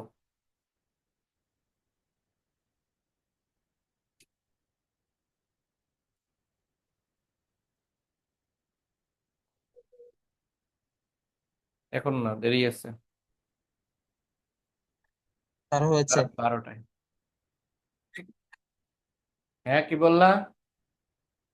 স্যার হয়েছে। হুম, আচ্ছা, এটা মুছে দিলাম।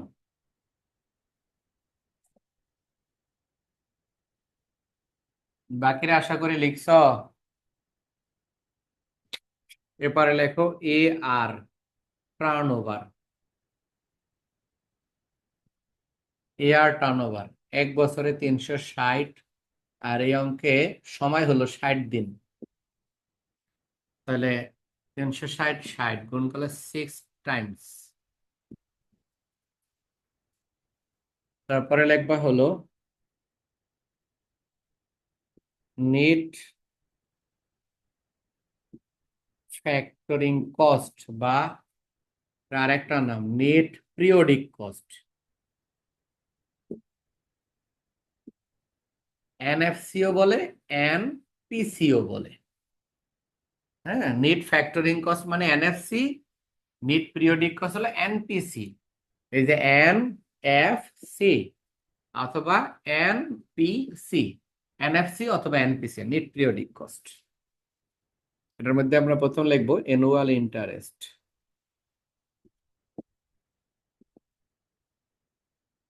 3120 গুণন 6, 18,750।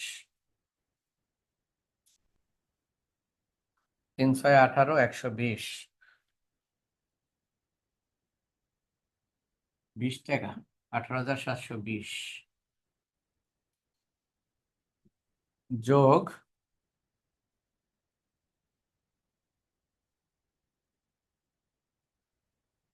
হলো ফ্যাক্টরিং কমিশন। কমিশন 4000 ইন্টু 6, 4 6 24,000 যোগ করলে এটার নাম হলো টোটাল কস্ট। 24 মানে 42,720 টাকা, মাইনাস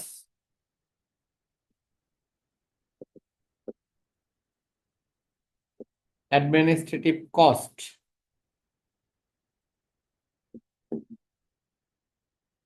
এটা বলছে মাসে 1000, 12 দ্বারা গুণ, 12,000 বিয়োগ করলে থাকে 30,720 টাকা, মাইনাস ব্যাড ডেটস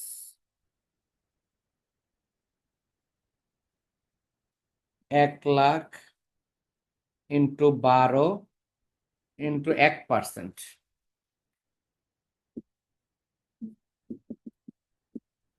এটার অ্যান্সার 12,000, বিয়োগ করলে থাকে 18,720 টাকা। এটার নাম হইল এনপিসি বা এনএফসি, এফসি। এরপরে আমরা লিখব উইনো, এপিআর। দেখা যায়, হ্যাঁ, এনপিসি গুণন 100, নিচে হলো টু গেট ইন অ্যাডভান্স, 18,720 টাকা, আর এটা 1,52,880 গুণন 100। 18,720 গুণ 100 ভাগ 1,52,880, মানে 18,720 ইন্টু 100 ভাগ 1,52,880। এটার অ্যান্সার 12.24%। 12.24% এপিআর। এপিআর বের করা হয়ে গেছে, এটা হলো 12.24%।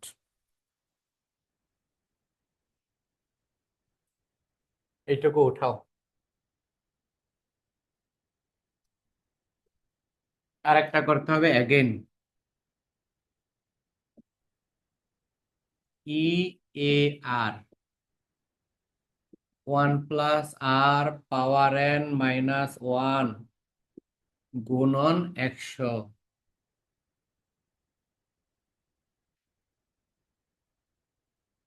সাইডে হেয়ার n সমান 6, ওই যে আগে বের করে রাখছি, n সমান 6, আর 8টা বের করতে হবে। 8টা হলো এরকম, npc/n/, to get in advance.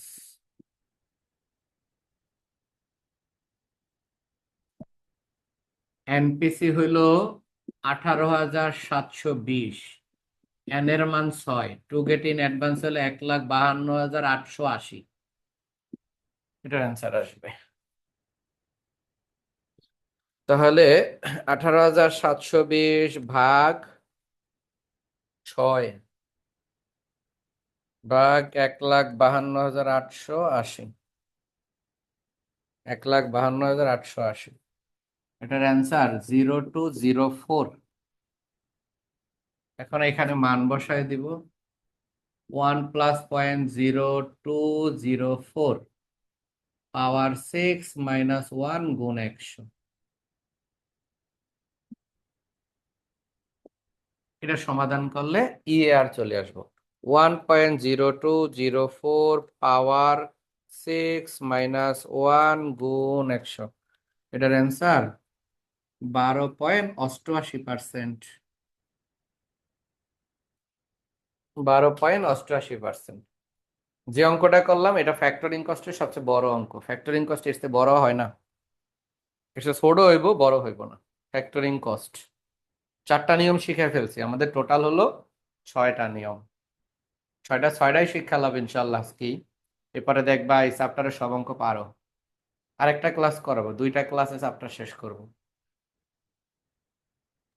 Sir এটা লাস্টের দিক দিয়ে বুঝি নাই। আচ্ছা, কোন পর্যন্ত বুঝছো এটা কও। এপিআর পর্যন্ত বুঝছো? এপিআর স্যার এই যে এই সাইডে যেটা করেছেন, এইটু বুঝছো? না এটা একটু বুঝাই দেন স্যার। আচ্ছা, প্রথম যে পাঠ করছিলাম সেটা হলো টু গেট ইন অ্যাডভান্স বের হয়েছিল। এরপরে আমরা বাই করছি নিট ফ্যাক্টরিং কস্ট। এই নিট ফ্যাক্টরিং কস্টের এই অংশটা দেখো, এখানে ইন্টারেস্ট ছিল, হ্যাঁ, অ্যানুয়াল ইন্টারেস্ট। অ্যানুয়াল ইন্টারেস্টটা এরকম ছিল 3,120 গুণন 6, এটার অ্যান্সার হলো এটা। আচ্ছা, আমি উপরে লিখছিলাম এনএফসি, নিট ফ্যাক্টরিং কস্ট। এখন নিট ফ্যাক্টরিং কস্টে দেখো অ্যানুয়াল ইন্টারেস্ট, আমরা যে সুদটা বাই করছি এটা হলো 60 দিনের। তাহলে আমরা কি করছি, 60 দিনকে টাইমস বানাই নিছি। কেমনে? 360 দিনে বছর, 60 দ্বারা ভাগ করছে 6, মানে বছরে 6 বার তোমাকে সুদ দিতে হবে। এখন আর্থিক হিসাবগুলো সবসময় বছর বেসিক হয়, ফিনান্সের আর্থিক হিসাব সবসময় বছর।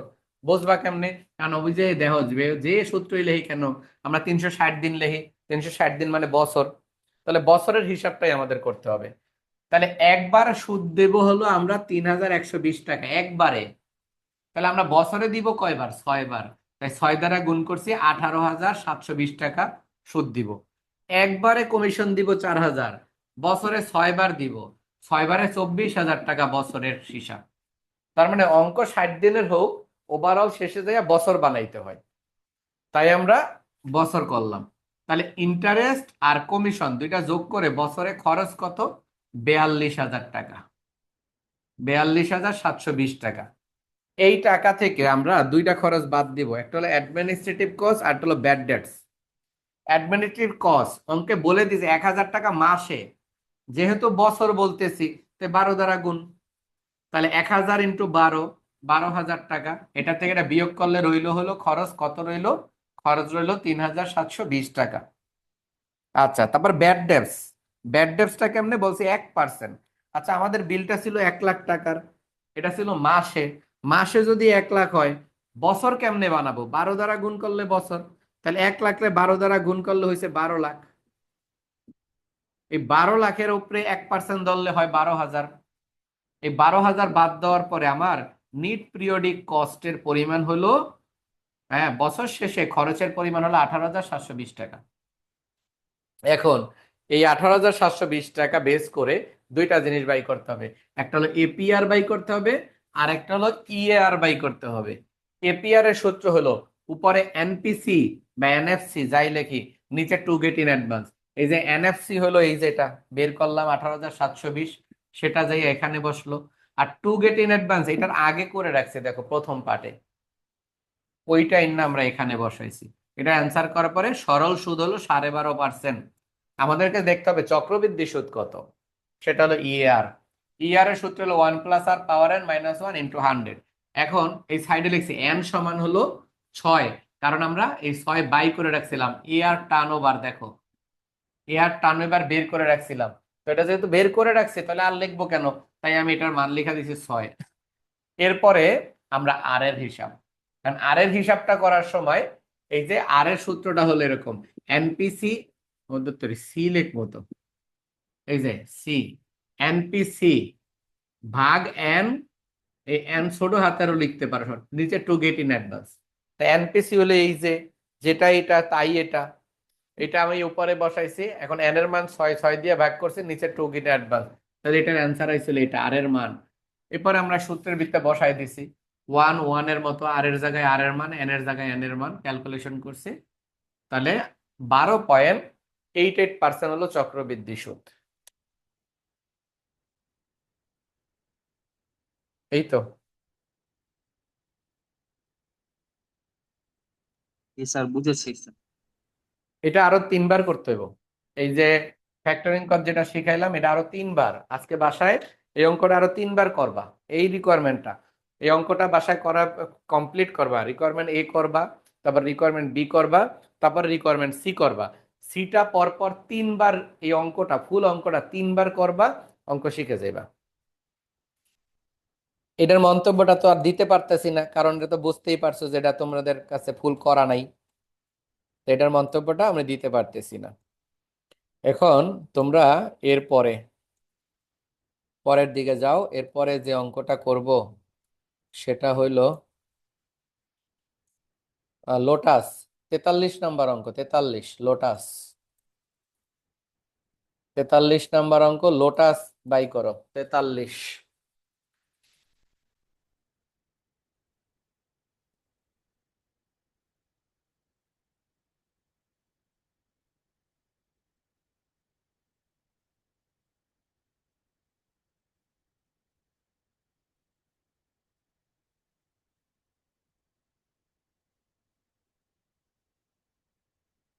43 নম্বর অঙ্কটা আমরা করব।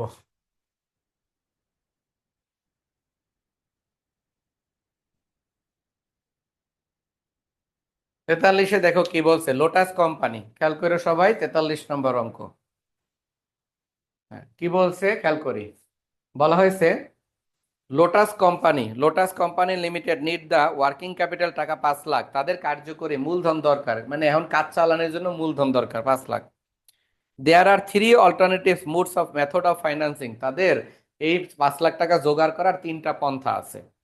প্রথম পন্থাটা দেখো, to forgo the cash discount granted on the basis 310 and 60, 310 net 60। এটা মনে হয় পারো তোমরা। 1 নম্বরটা পারবা না তোমরা?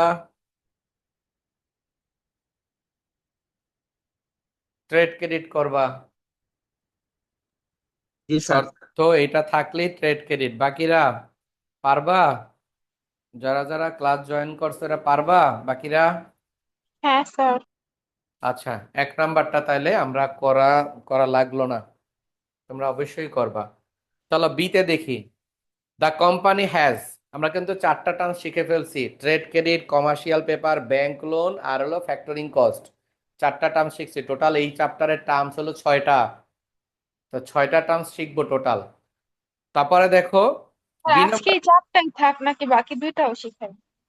শিখে লাই আর লাগবেই 10 মিনিট, লাগবেই 10 মিনিট, একটু কষ্ট করে শিক্ষা লাও, সময় লাগবো না, যাতে আমি তোমাদের তো সময় কম না, এই টাইমের মধ্যে আমি বইটা শেষ করা দিতে পারি।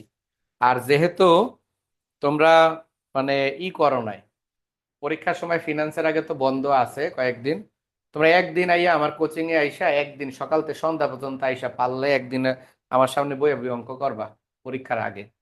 তোমরাদেরকে দিমু চ্যাপ্টার শিট দিয়া দিমু, এই অঙ্কটা করো, করবা, জানে বুঝবা না ইনস্ট্যান্ট আমি বুঝাই দিব, যদি এরকম সম্ভব হয় পরীক্ষার আগে এমন একদিন করবা, ওই যে পরীক্ষার মাঝখানে যে বন্ধ স্যার থাকে। কয়েকদিনই তো বন্ধ আছে, 2-3 দিন আসতে পারবো।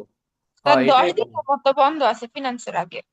হ্যাঁ 2-3 দিন লাগতো না, একদিন বা 2 দিন আইলা, মনে করো সকালে আইলা, দুপুরবেলা আমরা একসাথেই খাইলাম, দুপুরবেলা খাইয়ে একদম সন্ধ্যা পর্যন্ত, সকাল থেকে সন্ধ্যা পর্যন্ত প্রয়োজন এরকম 2 দিন তোমরা স্যার অঙ্ক একটা পিকনিক করলা আর করে বইয়া ফেলবো। বইয়া দেখলাম।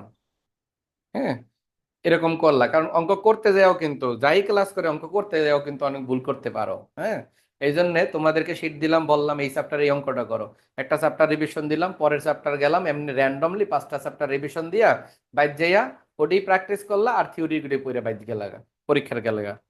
এটা চেষ্টা করবে ইনশাল্লাহ। আচ্ছা এখন বি নাম্বার কি বলছে দেখো, the company has the revolving credit agreement, revolving credit এটা নিচে আন্ডারলাইন করে রাখো, এই হলো পঞ্চম টার্মস, আমাদের টোটাল 6টা টার্মসের অঙ্ক, পঞ্চম টার্মসটা পাচ্ছি।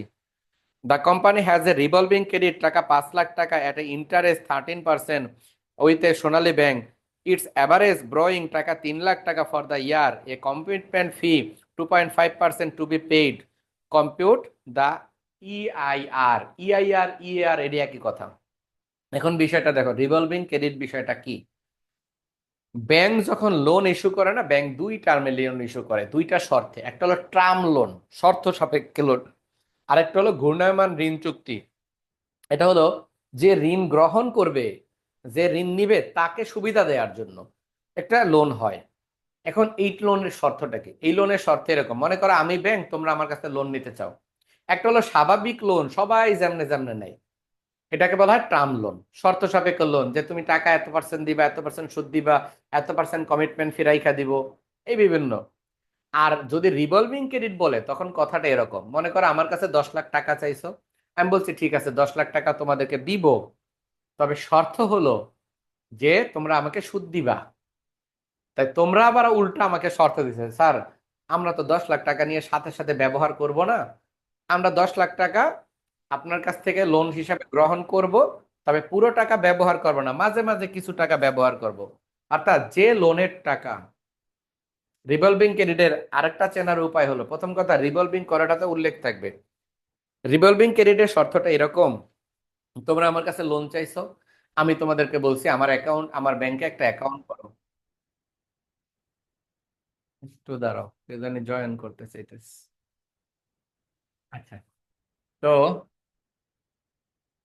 রিভলভিং ক্রেডিটে যে বিষয়টা হয়, যে তোমরা আমার কাছে লোন চাইছো মনে করো 10 লাখ, আমি বলছি হ্যান্ড টু হ্যান্ড তোমাকে ক্যাশ টাকাটা দিব না, রিভলভিং ক্রেডিটে টাকা ক্যাশ দিব না, আর তোমরা বলবা স্যার ক্যাশ দেওয়ার দরকার নাই, তাহলে কিভাবে নিবা, তাহলে তোমাদেরকে আমি বলবো আমার ব্যাংকে একটা অ্যাকাউন্ট খোলো, তোমরা অ্যাকাউন্টটা খুলবা, এরপরে আমি কি করব, যে টাকাটা তোমরা চাইছো ওই টাকাটা তোমার অ্যাকাউন্টে ডিপোজিট করে দিব, মানে ব্যাংক কি করবে তোমার অ্যাকাউন্টের মধ্যে 10 লাখ টাকা ট্রান্সফার করে দিবে।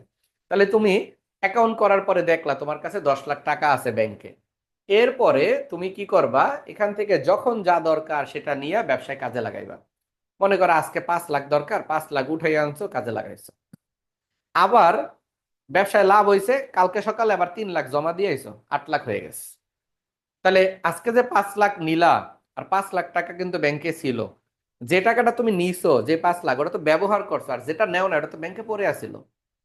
আবার এমন হলো কিছু টাকা আবার ব্যাংকে ডিপোজিট করছো, মানে 2 লাখ করছো, 7 লাখ হয়ে গেল, তাহলে লোন দিল ব্যাংক কয় লাখ, 10 লাখ, তা তোমার ব্যাংকে আছে কয় লাখ, 7 লাখ, তাই তুমি ব্যবহার করতে করছো 2 লাখ। তার মানে লোনের একটা অংশ তুমি ব্যবহার করতেছো, আর একটা অংশ ব্যাংকের অ্যাকাউন্টেই পড়ে আছে। রিভলভিং ক্রেডিটের শর্ত হলো যতটুকু লোন তুমি ব্যবহার করতেছো তার উপরে তুমি দিবা সুদ, ব্যাংক তোমার কাছ থেকে তার উপরে সুদ নিবে, আর যতটুকু ব্যবহার করতেছো না ব্যাংকের অ্যাকাউন্টেই পড়ে আছে ডিপোজিট আকারে, অলসভাবে পড়ে আছে, সেটার উপরে তুমি দিবা কমিটমেন্ট ফি। টার্ম লোনের শর্ত হইলো তোমার কাছে তুমি 1 লাখ টাকা লোন চাইছো বা 10 লাখ টাকা লোন চাইছো, তো ব্যবহার করো আর না করো পুরো 10 লাখের উপরে সুদ দিবা। টার্ম লোন নর্মালি লোনের সূত্র এমন হইলো, তুমি একটা বাড়ি বানাইবা, 1 কোটি টাকা ব্যাংকের লোন চাইছো, যেদিনকার লোন চাইছো ওই দিনকেই তোমার 1 কোটি টাকার উপরে সুদ দেওয়া শুরু করতে হবে। এটা হলো টার্ম লোন, স্বাভাবিক যে লোনটা। আর এটাই যদি রিভলভিং ক্রেডিট হয়, তো তুমি বলছো বাড়ি বানাইতে তো আমার লাগবে 6 মাস, তো আমি কি করি, আমি রিভলভিং ক্রেডিটে লোন নেই, মানে এই ঘূর্ণায়মান ঋণ চুক্তিতে লোন নেই। তাহলে ব্যাংক বলবো তাহলে কাজ করেন, আমার অ্যাকাউন্ট খোলেন আমার ব্যাংকে। তাহলে অ্যাকাউন্ট খুললা, খোলার পরে অ্যাকাউন্ট যখন অ্যাক্টিভ হয়ে যাব, ব্যাংক কি করবে, তোমার নামে তোমার অ্যাকাউন্টে 1 কোটি টাকা জমা করে দিব। তাহলে এই যে ঋণ কিন্তু গ্রহণ করলো 1 কোটি, এখন ব্যাংক 1 কোটি টাকার উপরে লোন সুদ নিব না। ব্যাংক বলবে আপনি যতটুকু ব্যবহার করবেন তার উপরে সুদ। মনে করো বাড়ির কাজ ধরছো, তোমার আজকে 10 লাখ তুলে আনা দরকার, 10 লাখ তুললে আনছো, 90 লাখ ব্যাংকের অ্যাকাউন্টে পড়ে আছে, ওই অ্যাকাউন্টে যেটা পড়ে আছে তার উপরে সুদ দিবে না। যে 10 লাখ আইনটা ব্যবহার করছো এটার উপরে নিবে সুদ, আর যেটা রয়ে গেছে ওর উপরে নেবে কমিটমেন্ট ফি। পার্থক্য হলো সুদ হলো অনেক বড় একটা পার্সেন্টেজ, কমিটমেন্ট ফি হলো ছোট একটা পার্সেন্ট। এইখানে এই এই কনসেপ্টটাই হলো রিভলভিং ক্রেডিট। তো যারা ভালো বুঝে তারা রিভলভিং ক্রেডিটে লোন আনার চেষ্টা করে, কারণ পুরো টাকা লাগে না। এরকম লোনগুলোকে সাধারণত আমরা ব্যবসায়িক ভাষায় সিসি লোন বলি, মানে যখন যতটুকু দরকার তখন ততটুকু অ্যাকাউন্ট থেকে তুললে না আমি ব্যবহার করতে পারবো। আর নর্মাল যে লোন সেটা হলো তোমার নামে 1 লাখ টাকা দিছে, তোমাকে হ্যান্ড ক্যাশ 1 লাখ টাকা বুঝাই দিব, ব্যাংকে গেছে লোন আনতে, পুরো 1 লাখ টাকার একটা বস্তা দিয়ে দিব, মাথায় করে বাইতে না রাখবা। আর ওদিনকার থেকে সুদ গণনা শুরু হলো, পুরো 1 কোটি টাকা উপরে সুদ, কোনো কম টাকার উপরে না, যে তুমি বাসায় না ব্যবহার করবে না।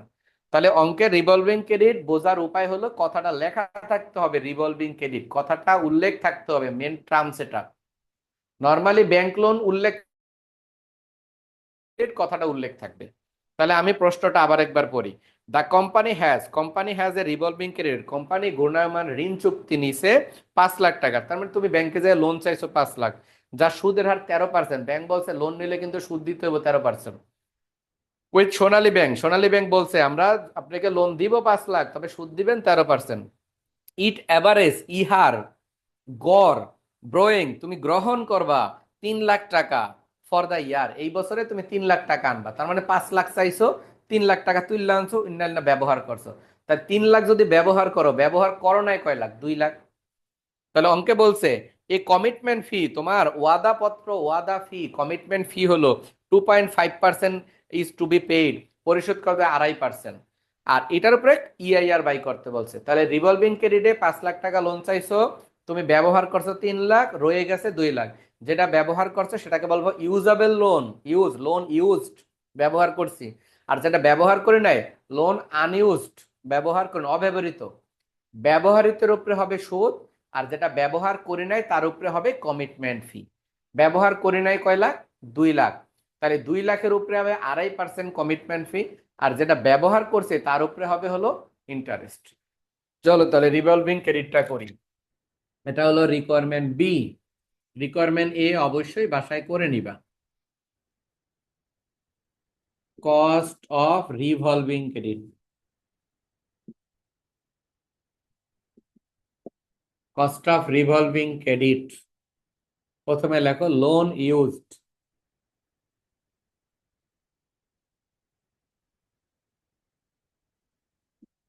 লোন ইউজ হলো 3 লাখ,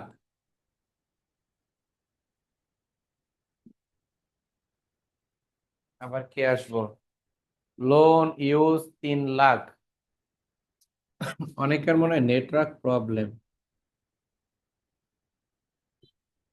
লোন আনইউজড 3 লাখ থেকে যদি সরি 5 লাখ থেকে যদি 3 লাখ ইউজ হয়, তাহলে তো বুঝছোই আনইউজ যে 2 লাখ। এদিকে লিখি, এমনি দেখাই দিতে হবে এমন কোনো কথা নেই, ডাইরেক্ট 2 লাখ লেখলেও হবে। লোন আনইউজড হলো 2 লাখ। আচ্ছা, এরপরে আমরা লিখবো টোটাল কস্ট।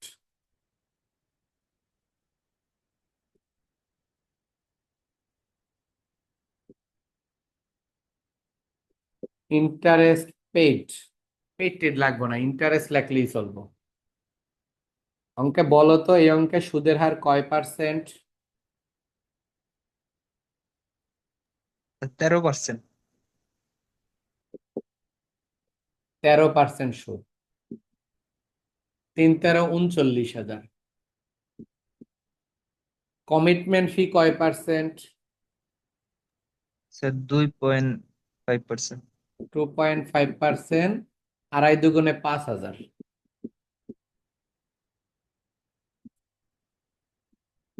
44,000 টাকা। ওই নো, দেখা যায় না? দেখা যায় না, এই সাইডে লিখতাম। ওই নো, আমরা জানি। EIR, EIR এর অপর নাম কি? EAR। সূত্র হইল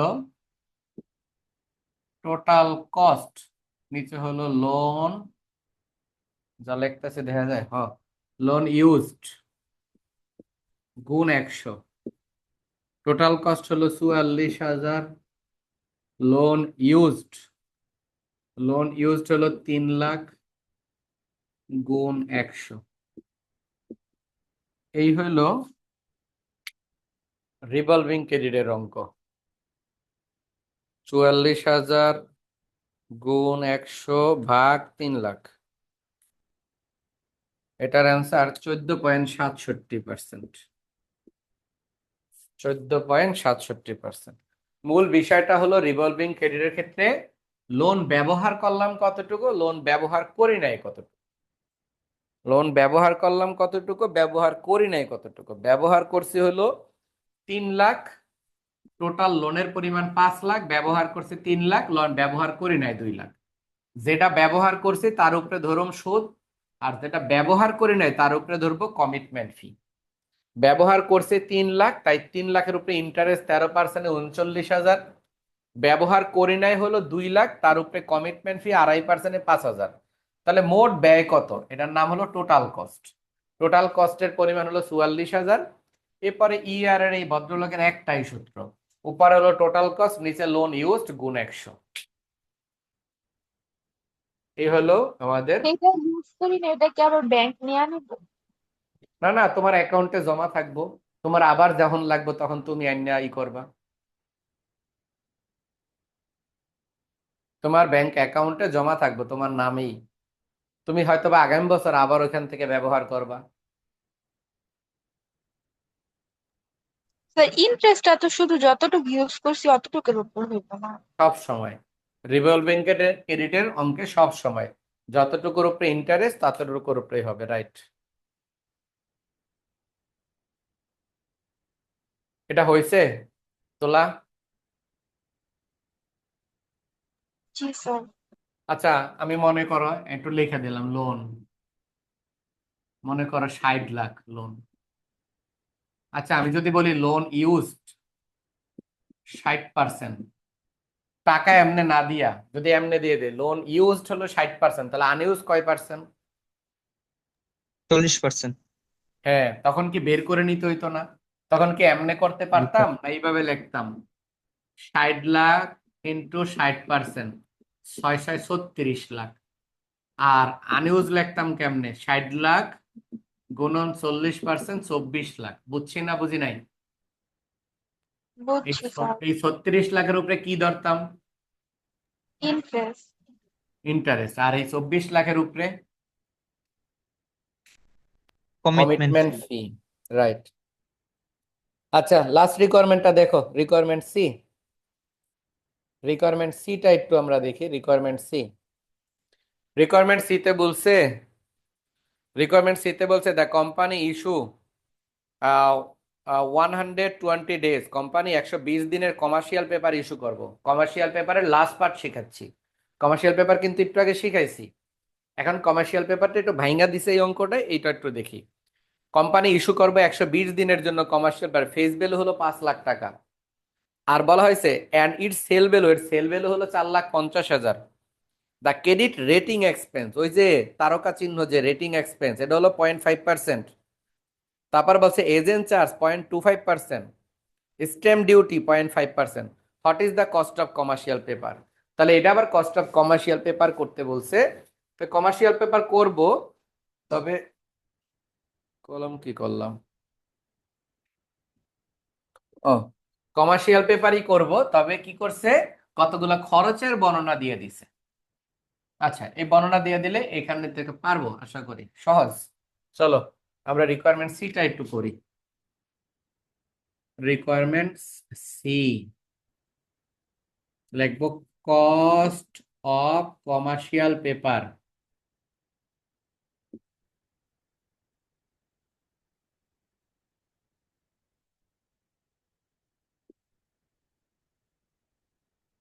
কস্ট অফ কমার্শিয়াল পেপার একটু লেখা নেই।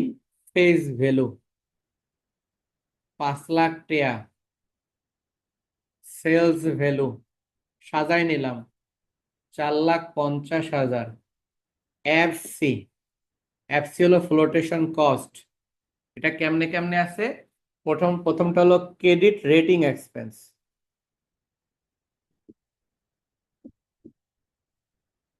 প্লাস রেটিং এক্সপেন্সের পরে আছে এজেন্ট চার্জ, সরি, হ্যাঁ এজেন্ট চার্জ প্লাস এজেন্ট চার্জের পরে আছে স্ট্যাম্প ডিউটি,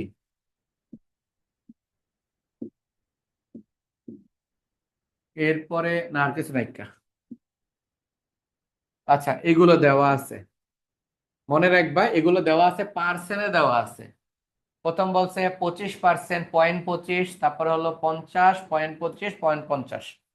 আচ্ছা, এই যে পার্সেন্ট গুলো দেওয়া আছে, পার্সেন্ট গুলো সবসময় ফেস ভ্যালুর উপরে হবে, মনে রাখবা, অলওয়েজ ফেস ভ্যালুর উপরে।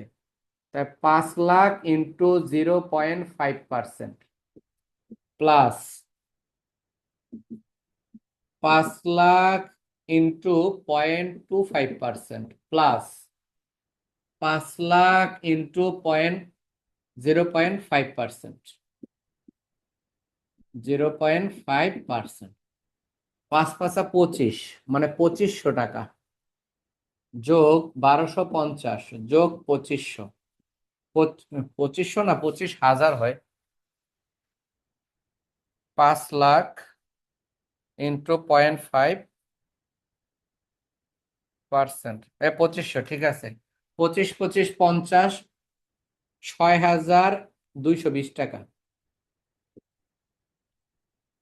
এরপরে এনএসভি, এনএসবি সূত্র হলো এসবি মাইনাস এফসি। এসবি কত, এসবি হলো এই যে 4,50,000, এফসি কত 6,250। তাহলে এটার অ্যান্সার কত আসে, 4,50,000 মাইনাস 6,250। এটা করলে আসে হলো 4,43,750। এরপরে এন এর মান, এন এই অঙ্কে বলছে 120 দিন, 120 দিন, এন এর মান হলো 120। এরপরে হলো উইনো, উইনো APR, SB minus NSB divided NSB into উপরে 360, নিচে হলো এমপি। এমপি হলো ম্যাচুরিটি পিরিয়ড, এখানে এমপি লেখো, এন না লেখা, এমপি যাতে বুঝতে পারো। এমপি হলো ম্যাচুরিটি পিরিয়ড গুণ 100। এখন মানটা বসাই দেব, ফেস ভ্যালু 5 লাখ, এনএসবির পরিমাণ 4,43,750 ডিভাইডেড 4,43,750, এটা হলো 360, নিচে হলো 120 গুণন 100, হাতেরে করলে অ্যান্সার আয়া পড়বো।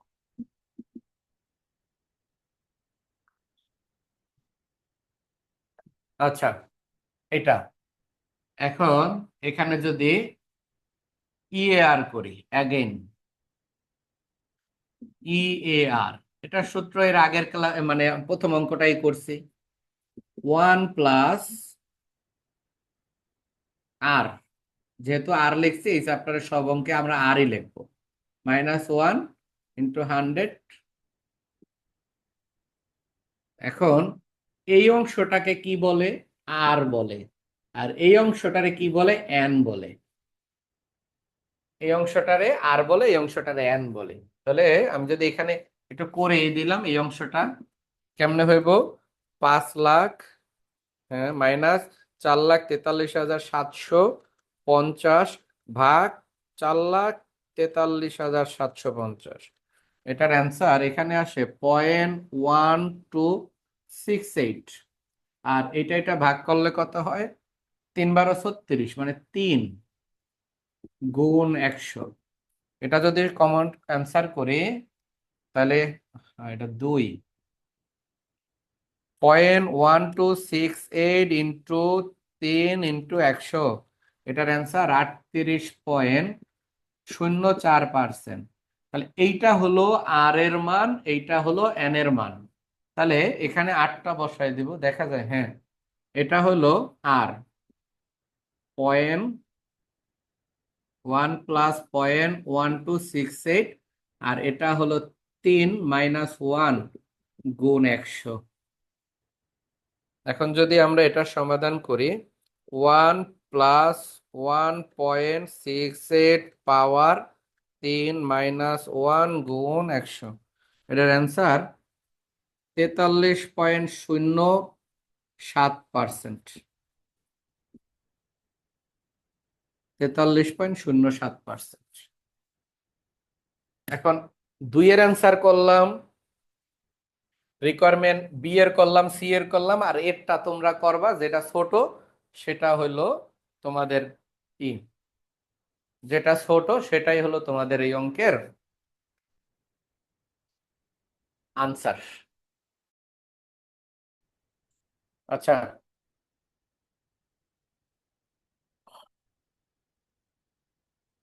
এটা হয়েছে সবার?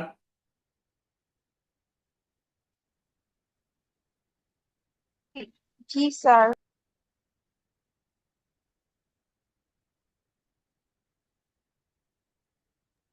হয়েছে স্যার। সামনের দিকে যাব, মাথা কাজ করব। স্যার স্যার আরেক এত থাকলেই ভালো। বুঝি নাই, আর কি করবা? যদি করতে চাও তাহলে আমি করাম, আর যদি না করো তাহলে রাখবো আর কি। স্যার এতটুকুই থাক। আচ্ছা, তাহলে তোমরা সিমিলার যদি দেই তা পারবা না? স্যার এই জি যে স্যার। এগুলাই তো একটু করতে হইব, মানে একবার হ্যাঁ, করে করছি না। অবশ্যই করতে হবে। তোমরা একটা কাজ কইরো, এই যে 3টা অঙ্ক না জানি 4টা করাইলাম, এই 3টা অঙ্ক একটু ভালো করে কইরো। ঠিক আছে, এটা এই স্যার পর্যন্ত। একটা কথা,